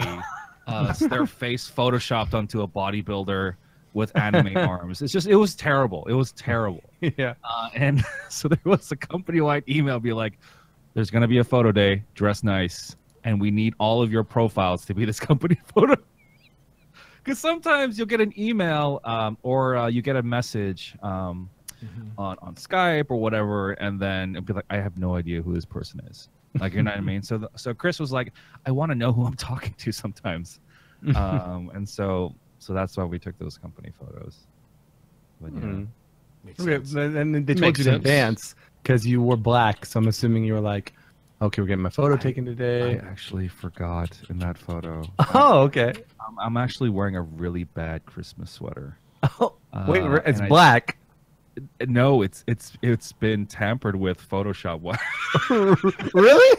Yeah, it was. And I didn't do my hair, so I remember I think JJ just put a bunch of water in my hair and combed it just for that one shot. That's hilarious. So my hair's slightly wet in that photo. Wait, I'm looking for the Photoshop Christmas sweater. You're right. No. The color looks Photoshop now that I think about it. It's actually kind of it's supposed to be navy. It's supposed to be a little bit navy, but it's been tampered with, so it's fake news. I feel like this is definitely a before and after photo thing. Perfect. Oh man! All right, they're like, Jaylee, you don't look good. We're actually gonna pull in a stunt double to get some random guy they brought into the office that day to take a picture of for the. No. Yeah. No, but I have gained a little bit more weight since then. Yeah, muscle, right? Food does you that. swole. No, it's fat, dude. I need to burn. Okay, but if you burn before Austin because we are feasting like kings. Yes. Oh God. Mm-hmm. Oh God. That's what we've been doing. I run every single night. Mitt lifts like 3-pound weight. I do toy grubbing power curls. I got the weights right there. 3-pound weight. Yeah. No, but Mitt, you do look like you lost a lot of weight, and I know. I haven't lost a pound. Really? Nope. Would you look? You look good though. Well, because I'm using a standing desk half the time. Now I'm sitting down. Well, You don't want You to stand up, you look better. When you compress fat and you sit down, unless I use your technique of like lean forward. I need to here. I Lean need to forward. do this and be like, let me raise the desk back up.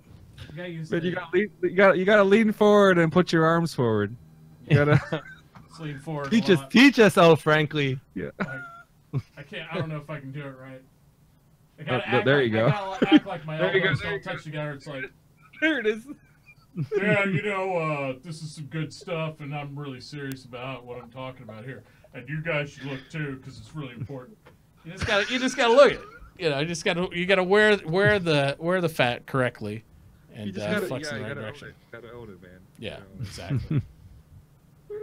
No, I'm actually at 310 pounds right now. Huh. Yeah. That's lighter than before from when I spoke with you last Same. time. No. Yeah. No, it wasn't. Yeah. I weighed Yeah. 299 was at TwitchCon. I've actually gained 10 from there. Yeah. Muscle.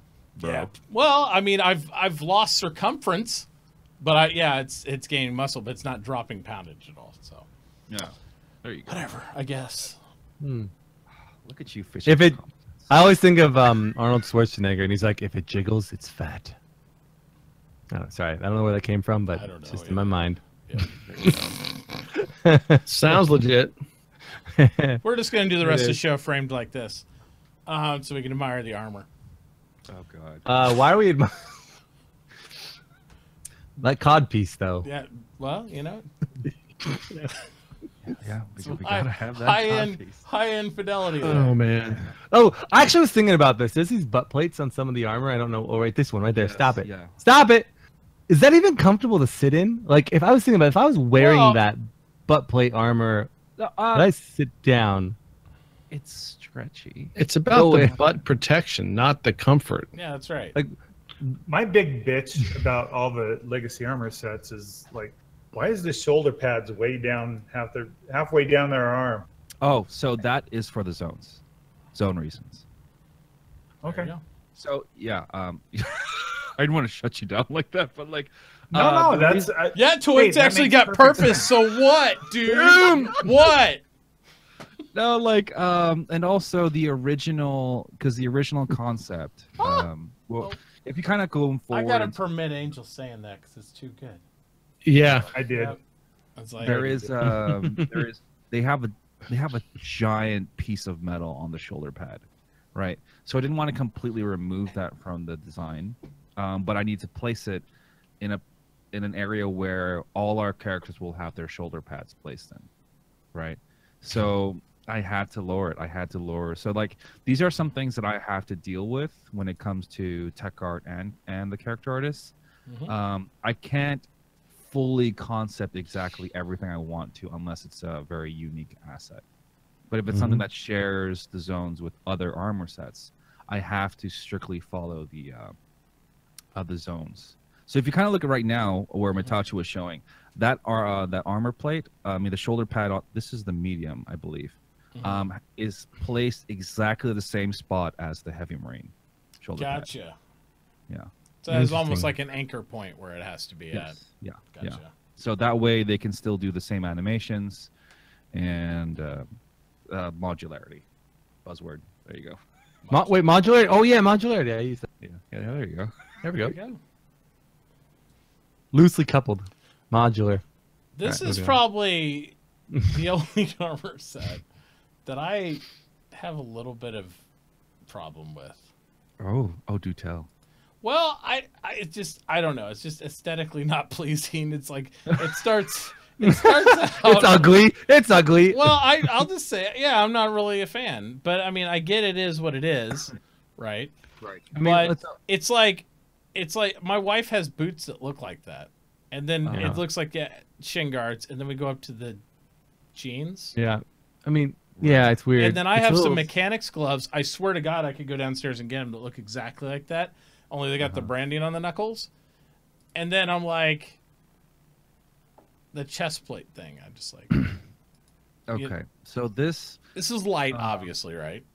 Yeah, this is the light outlaw armor. Mm-hmm. So this piece was actually not built from scratch. I did not have a white piece of paper to start over. Yeah. I went through, oh God, 6 to 7 iterations of this concept that we've contracted before. And also the one that made it in the game, and also the concept art that character artist at the time used as reference to build the light outlaw. And there was a lot of things that was not in the sculpt, and that Chris actually liked. So Chris was like, "Oh, you know what? Screw it, just put it in the game, I guess, because it's due to time at the time." Wait, really? Wait, that doesn't sound like something Chris would say. Oh, screw it, just put it in the game. No, because thing is, like, sometimes he has those moments when we have like a tight deadline. When we needed to show all these things, and when character actually was not as special as the ships were at the time. Yeah. And the character team was very small, almost non-existent at the time as well. Sometimes ship artists worked on armor way back in the day. So they just needed just a representation of that armor set in there. And so I worked hard with Josh Herman and also Tyler, the character artist. And it's kind of actually in the ATV, it shows me doing a quick, like, fast-forwarded painting of that light armor. But I didn't start from complete scratch. So the original concept, he had a shin guard that was attached to the knee pad. He was wearing cargo pants, and he had a scarf on his. He had a scarf, and he also had like a clothy kilt type of thing. Oh, I gotcha. And so what I had to do was streamline those elements and make it fit in our zones. And also the helmet was just so greebly, super greebly. But I didn't want. But that was also the charm of it as well. It's a big word. I don't know what that means. Greebly means a lot of detail to the point where it gets obnoxious. Here's what I thought with the helmet, because I looked at this image, and here's what I immediately thought. I thought Ant-Man helmet. And then I also thought Star-Lord. Yeah, that's what a lot of people say. Yeah, that's what a lot of people say. Yeah, that's what I thought. I mean, but at the end of the day, you're never going to build something brand new like 100%, right? Well, I'm not saying it's bad. It just looked. It reads like that because Star-Lord and Ant-Man, they're very successful designs, right? Very successful IPs. But the thing is, they didn't use anything new. They didn't innovate anything. They used shapes that work. I'm gonna use the water thing again, like the water design. That's like one of the secrets that concept artists hold on to when it comes to suits. Yeah. But there's also basic lines that you would have to make a successful helmet as well. And so the person who designed the Ant-Man and also the Star-Lord helmet, I use those specific lines because those are just basics when it comes to helmets. And I like the helmet a lot. I think the thing that draws it in is not only the red eyes, but the mouth, like the mouthpiece area, because it comes to like a cone. And that's what you see really representative in the other two helmets too. I mean, they're obviously different styles, and you don't have like the piping on it or something like that, like the other ones do, that make it more gas mask. But everybody knows I'm a little partial to gas masks anyway. It's just kind of that was the basic idea for the light helmet. Was Josh said that he wanted it to look janky but not messy, is what he said. He said he wanted to look post-apocalyptic to a certain extent, like this person put it together, but then streamlined it to mass produce it. Which is something. There's a little bit of streamline elements to it, and which sorry, I know you're talking. I don't want to interrupt. Sorry, I have a kind of a general question, not necessarily for you because I don't know if you're allowed to answer it, but like I'm kind of confused a little bit on the design of suits, particularly as it pertains to. It seems like it's divided into. There's always pirate armor, or like villain or anti-law armor, right? Or suits, and lawful, right? But it's like I don't feel like. I'm wondering what the reasoning? We don't have to go into super detail about it, but like, what's the reasoning behind that? Like in real life, people are gonna buy whatever armor suits their needs, pirate or otherwise, right? Right. So we name it outlaw just to generally categorize, for now, just to simply put, this is what criminals wear, right? But that's not gonna be something. If you're wearing pirate armor, people are not gonna like say, "Oh, you're wearing pirate armor, so you're a pirate." So they're like, we don't want to categorize it eventually on release. Yeah, you can pretty much wear whatever you want. Now, where you acquired those armor pieces can be questioned, right? Yeah, like an NPC be like, "I recognize that armor. You bought that from Grimhex. Why'd you get it from Grimhex?" Like, you know what I mean? Like, so there are certain things like that. So we want to put that level of lore. We don't want to be like, "Oh, he's wearing pirate armor and only pirates wear." Like, that's not what we want to do. But originally we named it Outlaw and Marines for the purpose of Star Marine. Yeah, just kind of be like, these are the bad guys, these are the good guys, right?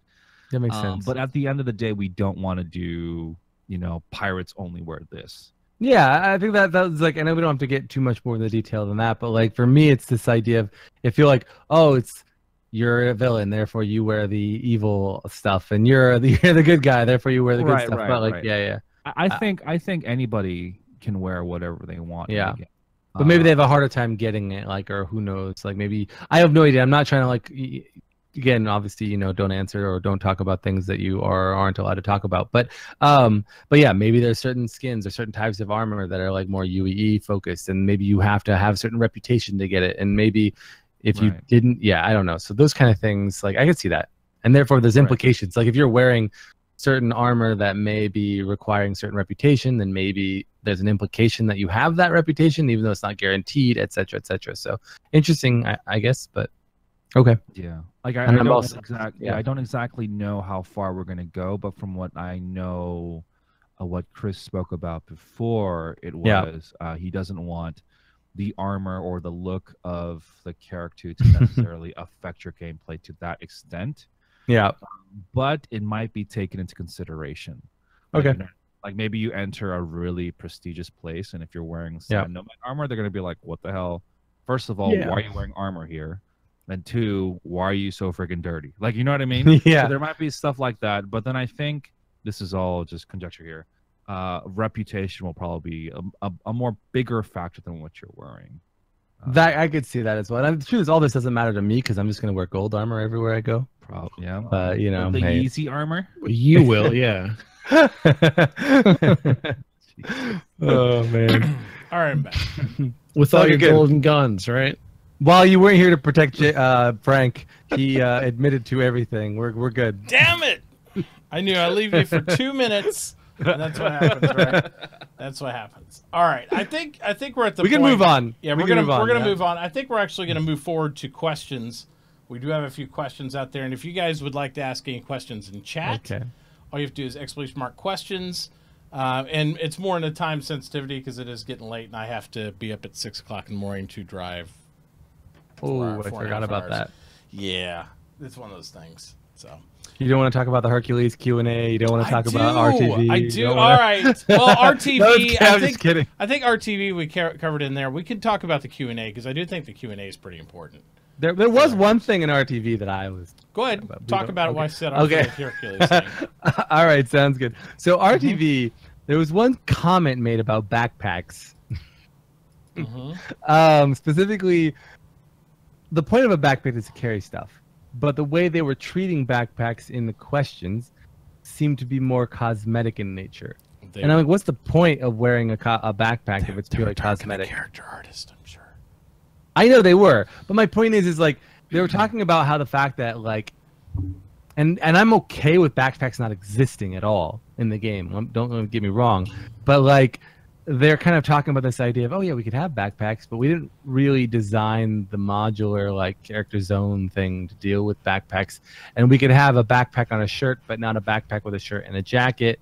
And then if you had it attached to a shirt, you put a jacket, it would disappear, right? Like I see that from a gameplay perspective. If you ever got to the point where you're actually holding things in a backpack on your back, I see that as getting in the way of gameplay, right? Because you're like, okay, well, I want to look this way.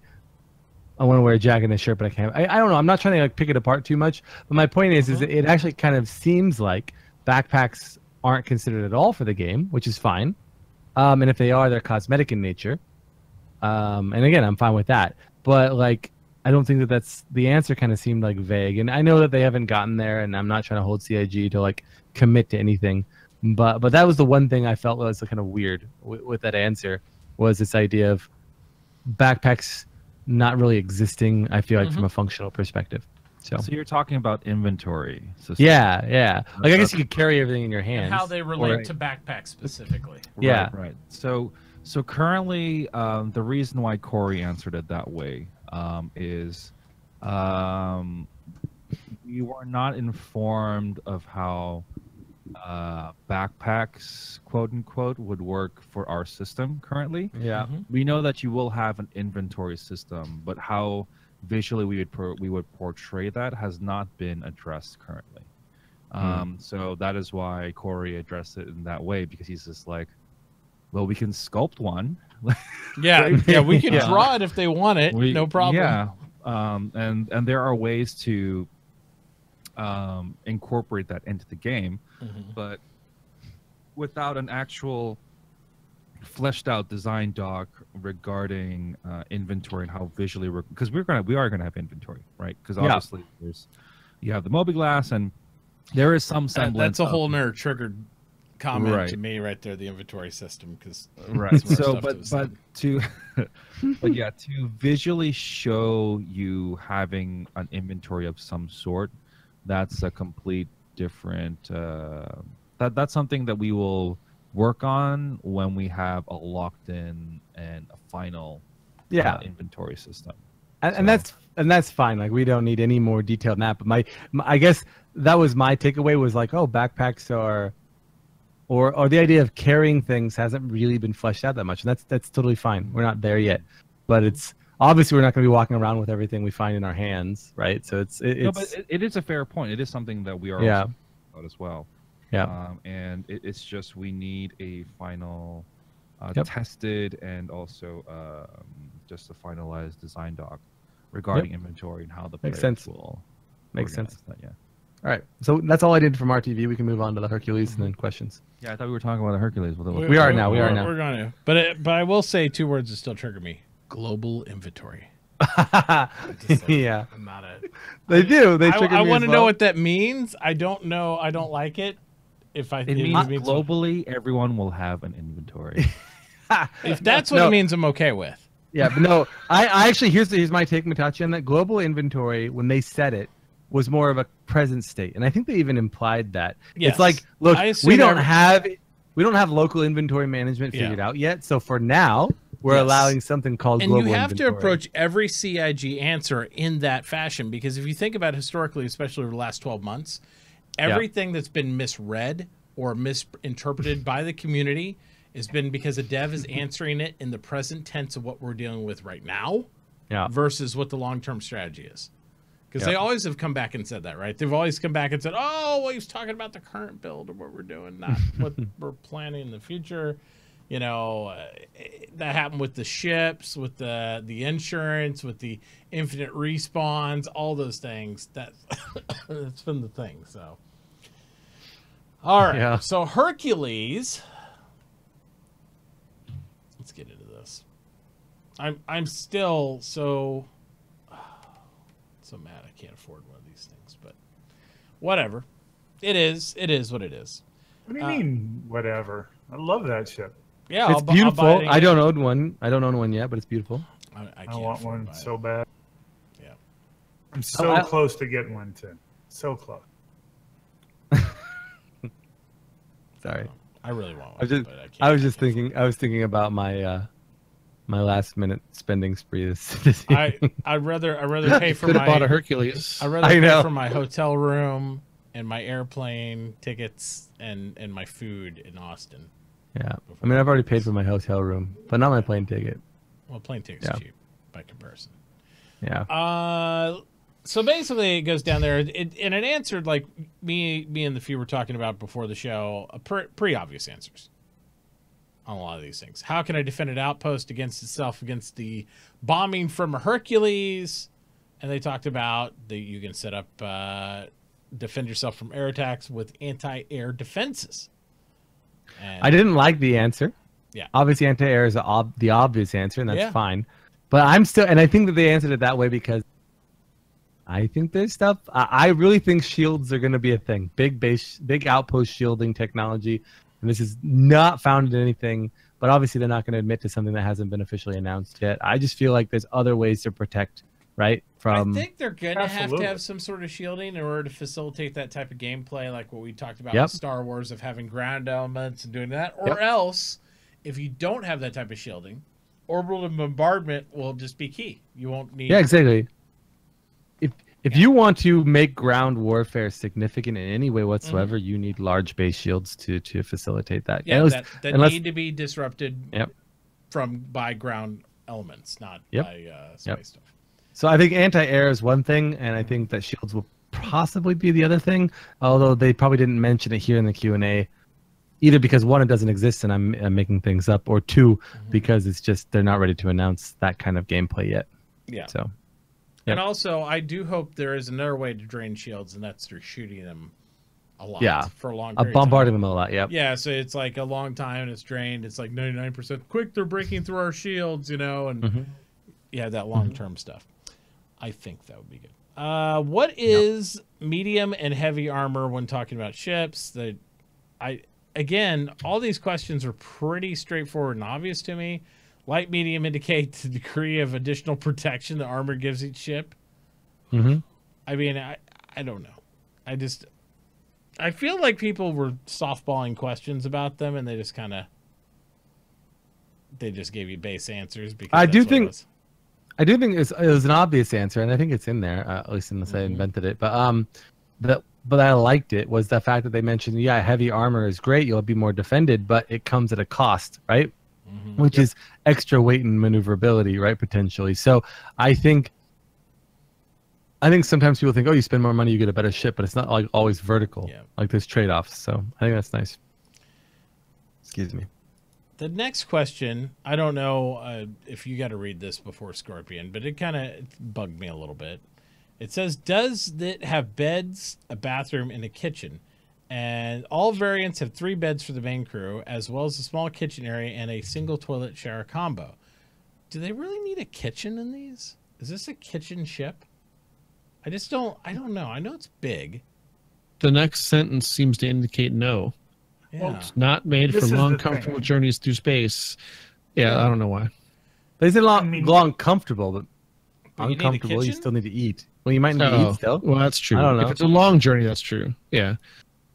And it is a big ship meant to haul tanks. So well, everything hauls. There's lots of kitchens inside all the other ships we used to haul tanks and stuff. And we don't know what NPCs are going to need yet. That gameplay's not in yet. Maybe NPCs need kitchens for certain types of distances, or who knows what. So true.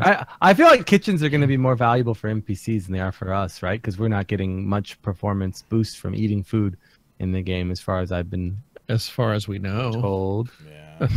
Right. Small bonuses.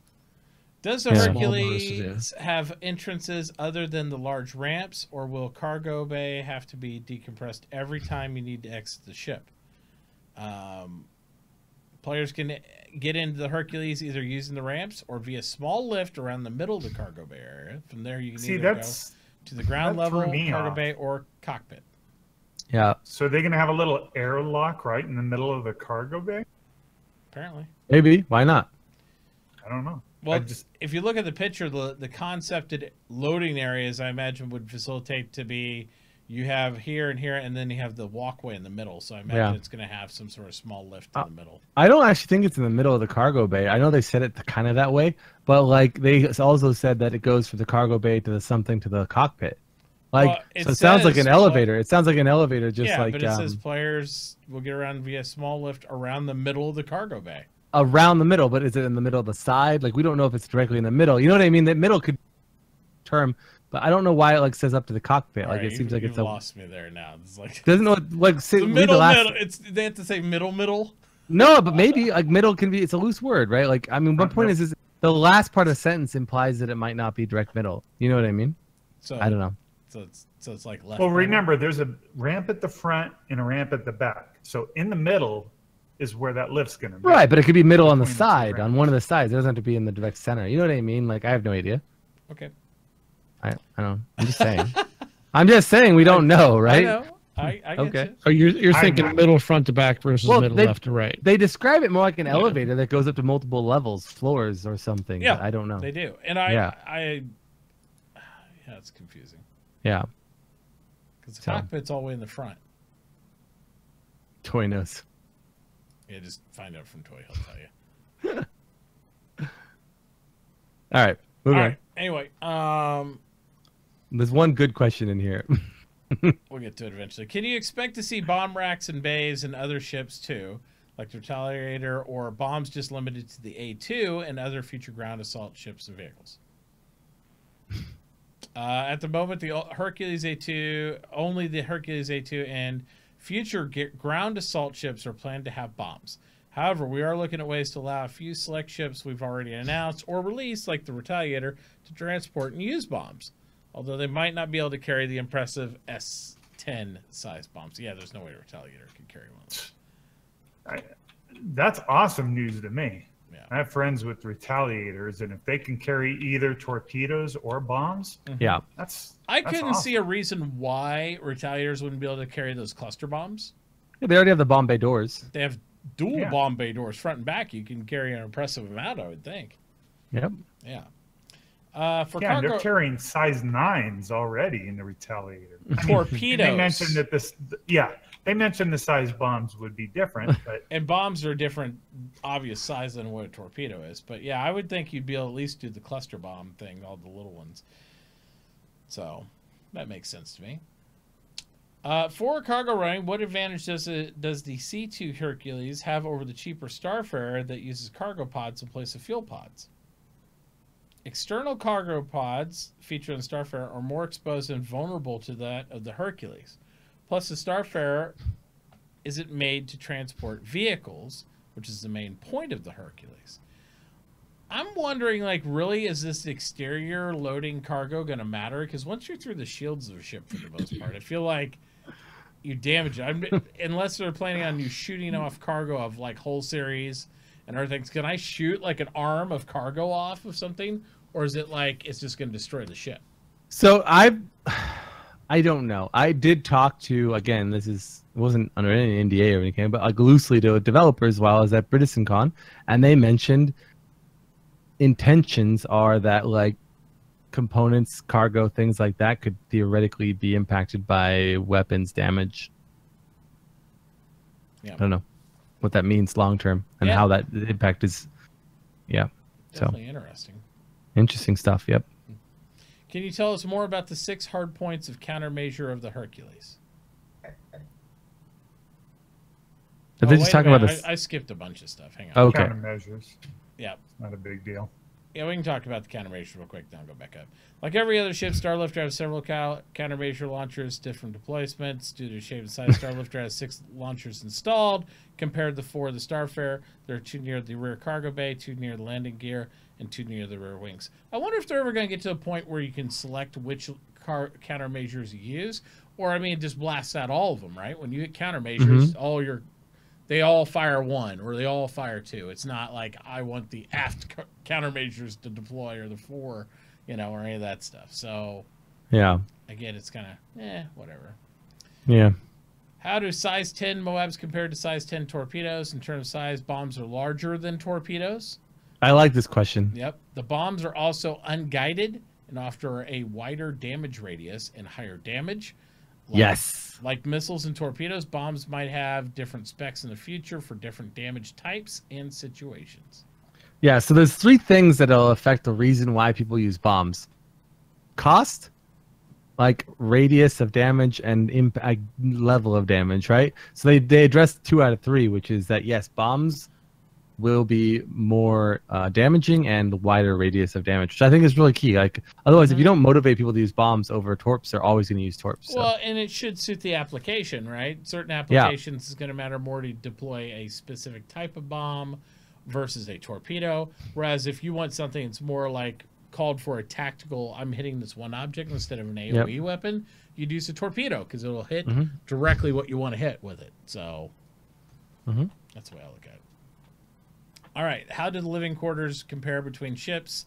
Are the C2s more livable compared to the Spartan cabins of the M2 and A2? And they basically say it's the same. However, like some military variants, it's possible materials may differ. So they're pretty much the same across all the ships. Okay. If you drop a gravity-assisted cluster bomb in space, can it be a minefield? Yeah. And they basically say they don't know. They basically said they don't know, but it depends on how they make the bomb possibly, work. probably. I feel like it was a probably answer. Like I'm not gonna like put that in their mouth necessarily, but I think the way they said no or we don't know is, yeah, we're figuring out how they're gonna be activated. The question is how they deploy too, because traditionally they look like, according to concept art, that they're gravity weighted, right? They are. Well, there's gravity in the ship, so they'll get momentum just by like having them drop from the ship.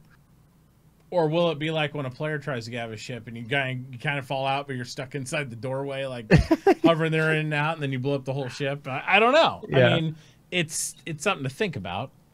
Will they let you drop them while you're upside down, and then they drop back on the ship and kill everybody? I don't know. That'd be funny. If you're in ammo. Yeah. I would even be okay if they didn't have timers or anything like that, but you could shoot it and make it blow up. That'd be fine with me. Yeah. Yeah. Like there's all these questions. The thing is, CIG doesn't know yet either. I feel like they just invented bombs, and they're kind of like, well, now what does that mean? Yeah. Like, now we have to really invent the bomb. No, we know everything. There you go. You already have a plan. Jaylee's like, I was just playing with the bombs yesterday. I don't know what you're talking about. Yeah. They're in the death build. No, What's the smallest size pad that the Hercules can land on and will fit onto the pads of small, medium rest stops and orbital stations that are coming into the game? Large pad, obviously. Yeah, it's just Hercules Starlifter rather, sorry.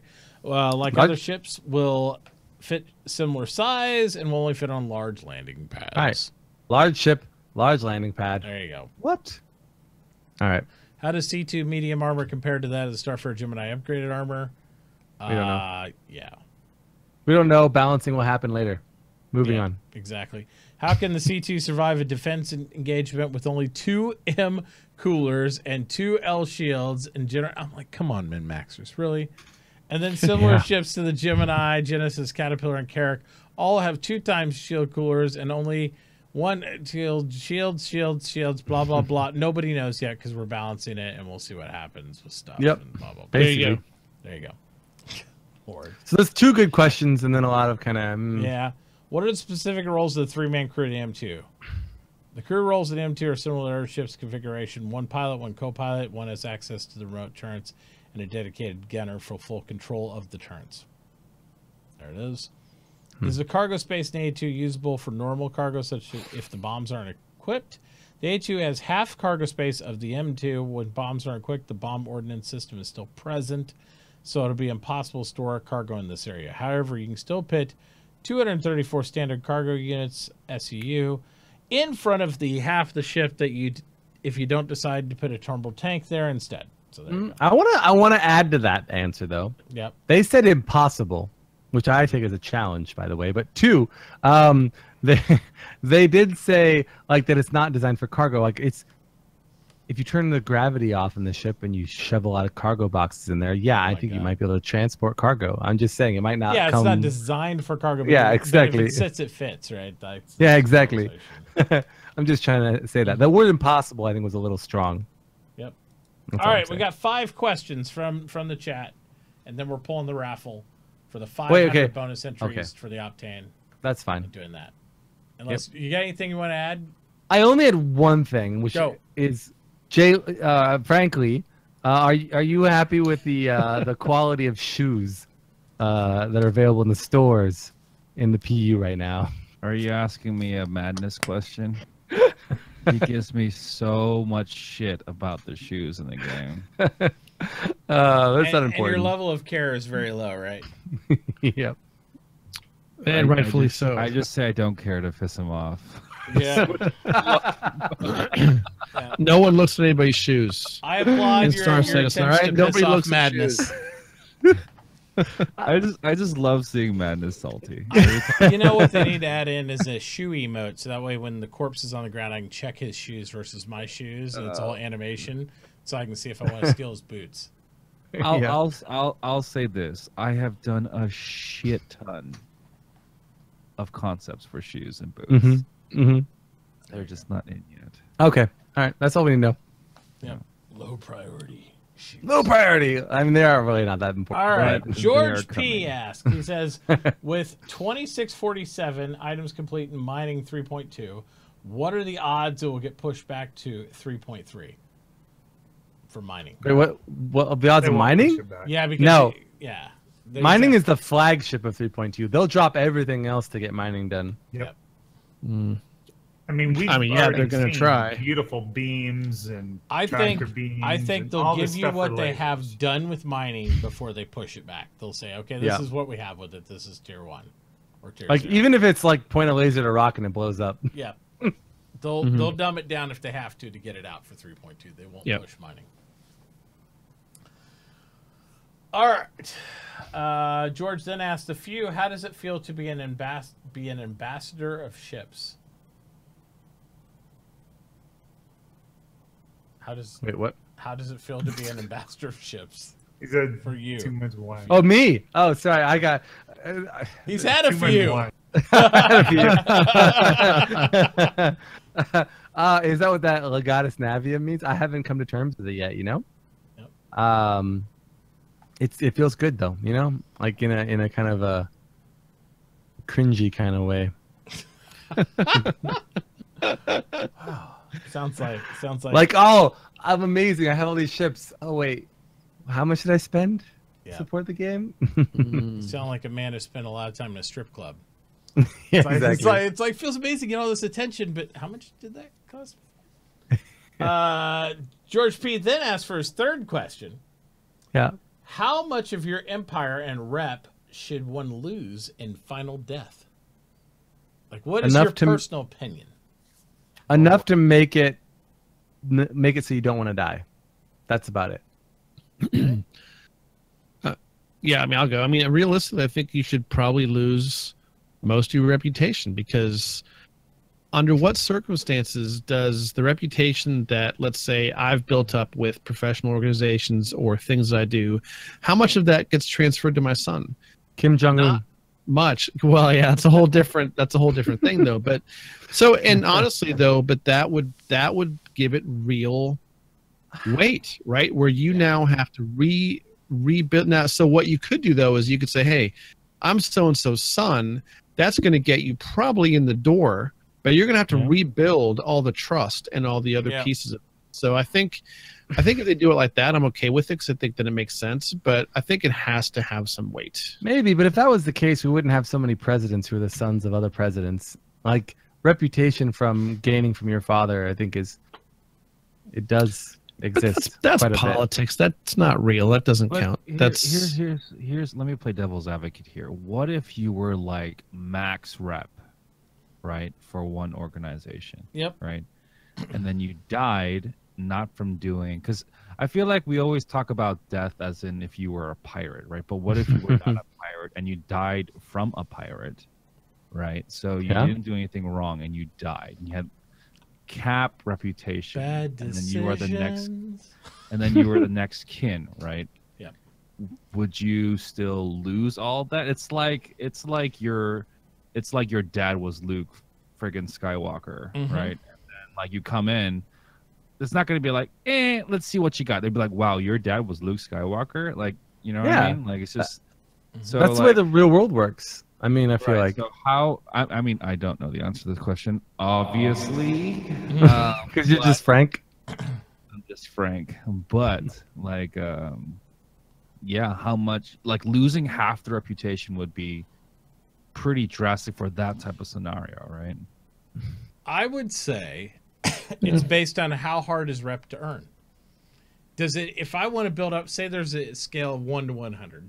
If I start out at 0, and it takes me 4 to 6 weeks to earn 50 rep, half the rep possible with this group or whatever.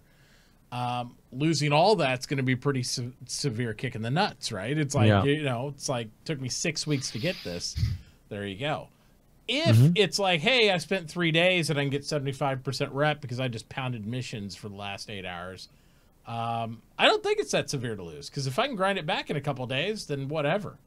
So I think it depends on how hard it is to earn the rep, and I know they haven't determined that yet, but that's going to be the thing. If you make it to where a hardcore guy can get his rep back in just 24, 48 hours, 72 hours, there's going to be stuff that pisses me off enough where I'll easily lose rep to do bad shit. Yeah. Although I'm inventing things right here, but I was thinking it would be kind of cool if you could like warm up your like inheritance character. Like, let's say you're like this like ruler of an empire and you have your prospective heir already picked out. I don't think this is where CIG is going, so this is me going way off track. But like, you could take time out of your day to like prep that character. Dude, for like, I feel like we're playing Romance of the Three Kingdoms now, because I remember that you'd have the heir and you'd have to prep your heir through training, and that way when he took over you'd lose less stuff, whatever he did. Exactly. Start a college fund, the whole thing. Exactly. Totally. I agree. My son went to Ivy League school. He's ready for this stuff. Yeah. So no, I agree with what both the Few and Frank said. As long as it's well thought out, I'm okay with it. But I think it does have to have some impact, though. Yeah. What I'm curious about is, will other people be able to find out what your reputation is and with who? Because then that would make, me as a pirate, if I knew that guy had really good reputation, maybe I'd take him out just to drop that reputation. Well, I mean, not really griefing, but as far as I am totally fine with people being able to find out rep, but not like, hey, I have 10 rep or I have 20 rep. Just maybe if you watch a guy and you see that like they're through their wild lines, through the way the NPCs react with him, through his access you see to a facility or something, he's got to have a good rep. It's like that guy's like, dude, they just let him right in. They salute him when he comes through the door. That's an important person to that group. I like it that way more organically than being like, hey, or maybe if you hack a database, you could actually see like rep or something like that. Yeah.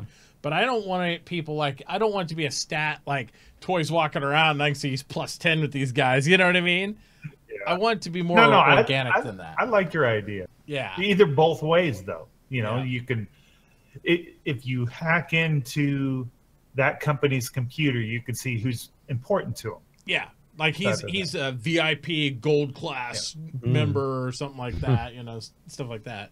Gold team. I just gold think that's team? where you go. Yeah. I think you should judge rep based on the quality of shoes that the character's wearing, I think you get access to the shoes based on your rep. So if you're wearing some like Converse Gold Wing amazing gold team shoes, then that guy's the Bombay.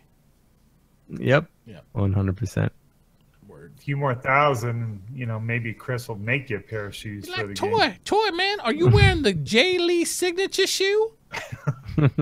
Those some J Lee 85s, man. The high tops with the gold laces. That's amazing. That's what I want. So. Oh man. Gotta get them Lee box. Lee box. Nice. Love it. That'd be nice. All right. Kamikaze says, at Frank, have some artists put Easter eggs in the designs in the game you know of? Yes. Okay. There we go. Answered. Yep. Now you're gonna be quick. He's gonna. I see a light coming down on him, and he's like in a dark closet with like Sandy, and she's going, "I need names right now. Who has put what in this game?" So it's a yes or no question. So yes. Yeah, there you go. And our final question of the night. So Mitauchi can draw the raffle and go to bed and have 4 hours sleep before he has a 4-hour drive one way and then 4 hours back home. George P asks, will we see the availability of earth moving equipment such as excavators, dozers, etc. to complement the Pioneer. I don't think so. What do you guys think? I do not think so. No. I mean, as cool as it will be, they've already said there's no terraforming, no plans for terraforming. Base building is literally going to be like, hey, here's a cube. Put the cube on posts on top of whatever ground you're on. Equipment, but there'll be more props than they will be actual functional tools in the environment. You might even see some things that are loaders and stuff like that for moving like ground materials that are like mining goods, maybe things of that nature, but not for anything related to terraforming on the planet. Would I love terraforming? Would I love bulldozers? Sure, but I just don't think that's but they don't want to. They don't want to voxel the planets and the moons and all that stuff. You know, that's one quick thing before we end the show here that they mentioned on the lore makers part was the planet that's full of caves. Yeah, I picked up on that right away. Yep. So, well, they talked about a long time ago they can design pre-existing cave units, right? Because they can design that. They just couldn't make it fully organic voxel base. Well, they could, but they didn't want to do that type of resource allocation because, you know, it's a lot of resources to make it all voxelized and try to go in there. We've seen games that do that, but they're usually pretty low poly count to make up for it. Caves make you wonder, can you make outposts in caves? Can I block caves? And then can I put my dinosaur door on the front of the caves? My base. And with my turrets out front. So that way I can ride my T-Rex right at the enemy and then go hide him safely in my cave. Oh man. Be perfect. God, I need to make games. All right. Terraforming in our game sounds like a freaking server nightmare. Oh, yeah, exactly. I'm waiting for that one guy in Germany to be like, hey, I had a free weekend, and I know, Chris, you said we couldn't do planets, but I'm going to top the planet thing. I've made voxel-based planets that everybody can dig in. No problem. Let's do this thing. Yeah. And so then it becomes Minecraft, and we're all like digging like 40 stories down like my wife to find the special gold to make our... They don't have to do it for every planet. If they can come up with one that just allows you to go on there and mine it, that would be good. I mean, what about my planet? I want my planet to be mineable too. Have you guys ever seen the video for Ultima Online, the virtual ecology video? No. So this is something I think that you guys will get a kick out of. So Ultima Online, when they first made Ultima Online, they made a full-fledged ecology system where there'd be plants and trees that would grow, and there'd be herbivores who would eat those plants to maintain the ecology, and then there'd be carnivores. So there was a full-fledged ecology system that was perfect. It was flawless, right? And then they released it to the public, and what the players started doing is they killed everything that moved in that game to the point where it was just like it was just slaughter, right? And every time something like anything would spawn, the players would kill it, right? And so what the devs did was they increased the spawn rate twice by double, and they made the rewards for the herbivores a lot cheaper than the carnivores because they expected the players just to kill bears or wolves. Yeah, but they were killing sheep and everything. And so what the developers of Ultima Online realized was that players will abuse the shit out of whatever system you put in. Yep. No matter, because they have no control over the players, right? And so that's what they learned. And imagine if we gave terraforming ability to the community. you'd have especially in one planet. That planet will no longer exist in about it would or it'll have giant dick pic like. That's what I'm saying. It would be welcome yeah. to the Grand Pitons, where there are large penises that are like erect into the sky because we've just mined the canyons around. That's what it would be. Yeah, I just linked the video in chat, but it's a great watch just to see how what developers have to deal with when it comes to making games. It's a great watch. It's awesome. All right. With that, let's go ahead and pull this thing. This is for 500 bonus entries into the Optane giveaway. We're going to do this so that way we can see what lucky viewer is going to get 500 bonus entries into it. We're going to seal it down. We're going to draw it. And it looks like Driz Durden's going to win these 500. Durden. Yep. Driz been around a long time. Congrats, Driz. That's awesome. Let's go around the room real quick and find out when you guys are going to be streaming next so they can tune in to you. And we're going to start with Frank. Frank, when are we going to see you stream again? Yeah, when are we? It's been a hot button question. When I'm done.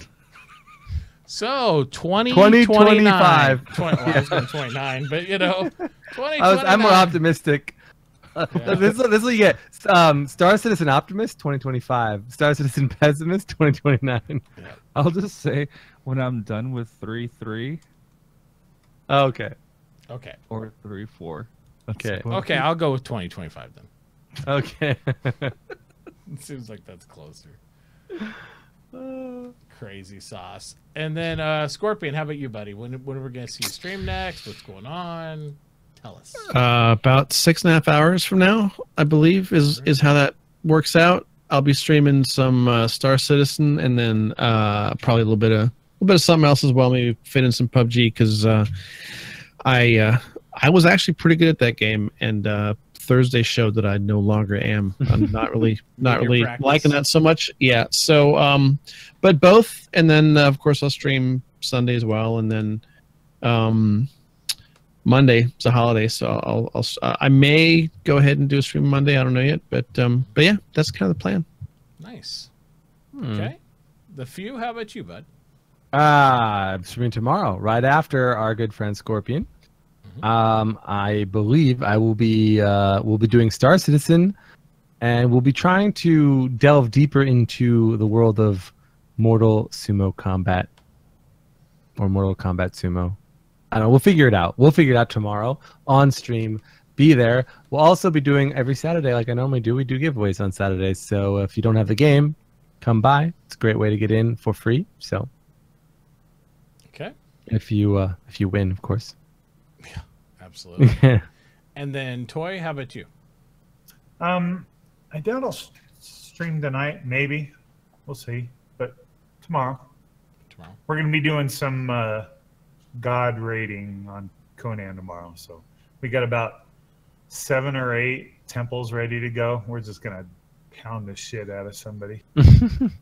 All right, tune in to Toy to watch him pound the shit out of somebody.